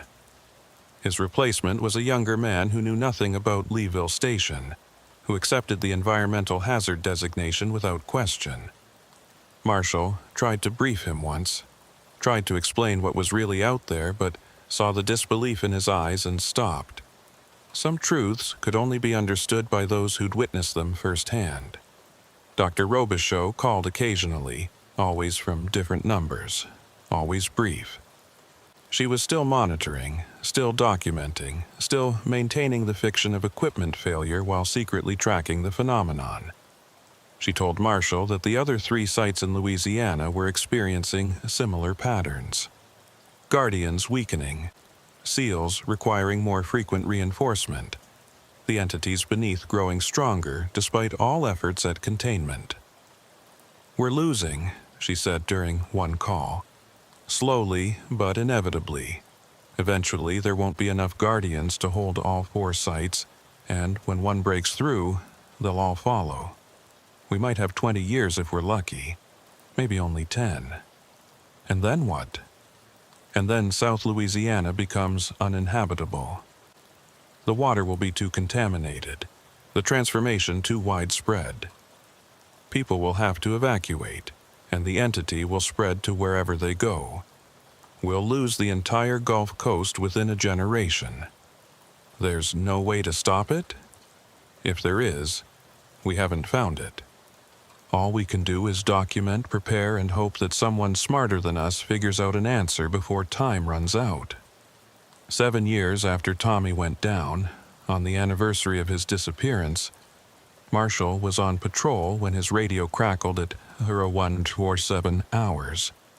He expected static, expected maybe a faint echo of Tommy's last transmission, what he got was different. Unit 23, this is Guardian Station Leeville. This is not a distress call. This is a status report. The voice was synthesized, mechanical, like multiple voices speaking in unison. Not Tommy anymore, not any individual guardian, but something else. Something that had evolved from what they'd been. Guardian Station, this is Unit 23. I copy your transmission. We are 4 now. 2 went down last year to reinforce the seal. It holds, but the strain increases. The entity below grows stronger, more coordinated. It learns. We estimate containment can be maintained for approximately 9 more years before critical failure. Is there anything I can do? Any way to help? Continue bearing witness. Continue documenting. Continue preparing those who come after you. When containment fails, someone will need to know what happened here, why it happened, and how long we held. That knowledge is our legacy. Do not let it be forgotten. I won't forget. I'll make sure others know. One more thing, Unit 23. Tell them we were not victims. Tell them we were guardians. Tell them we chose this because it was right, because it was necessary, because someone had to stand watch. Tell them we held the line until we couldn't hold it anymore, and even then we held a little longer. The transmission ended, and Marshall sat in his patrol car watching the sunrise over the marsh, thinking about Tommy and the others, about sacrifice that went unrecognized, about choices made in darkness so that others could live in light. He thought about the 9 years they'd estimated before containment failed. 9 years to prepare, to plan, to figure out what would happen when the entity finally broke through. And South Louisiana had to face something that had been held back for over a century by people who gave up their humanity to protect others. 9 years wasn't long enough. But it was what they had. And somewhere in the marsh near Leeville Station, 4 shapes that had once been human stood watch over a sealed well, choosing every moment to continue being guardians, to continue holding the line, to continue making the sacrifice that Tommy LaRue had begun 19 years ago on a night when he'd encountered something in the darkness and decided to stand against it rather than run. The water would eventually win. The entity would eventually break through. But not today. Not tomorrow. Not while guardians stood watch and officers like Marshall bore witness and remembered that some battles were worth fighting even when you knew you couldn't win. Marshall finished his shift as the sun climbed higher, turning the marsh gold and peaceful, hiding the darkness beneath its surface. He went home to his apartment, opened his hidden journal, and wrote down the transmission he'd received. Added it to the chronicle of sacrifice that he would pass on to whoever came next, whoever inherited the responsibility of remembering that the line had been held, the cost had been paid, and the watch had been kept. Because that's what the guardians had asked for. Not glory, not recognition, not even gratitude. Just to be remembered. To have someone know that they'd stood in the darkness and held back the tide for as long as they possibly could. And Marshall would remember. Until his own service ended, until he passed the knowledge to others, until the day came when remembering wasn't enough and action was required.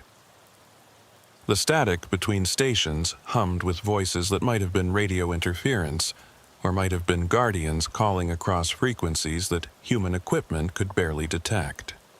Marshall listened to it sometimes, late at night when his shift was quiet and he imagined he could hear Tommy's voice among the others. Still transmitting, still warning, still choosing to protect even in the final dissolution of everything that had made him human. The guardians stood watch. The line held, and somewhere in the deep places where water ran black and ancient, something patient and hungry waited for the day when there would be no one left to hold it back.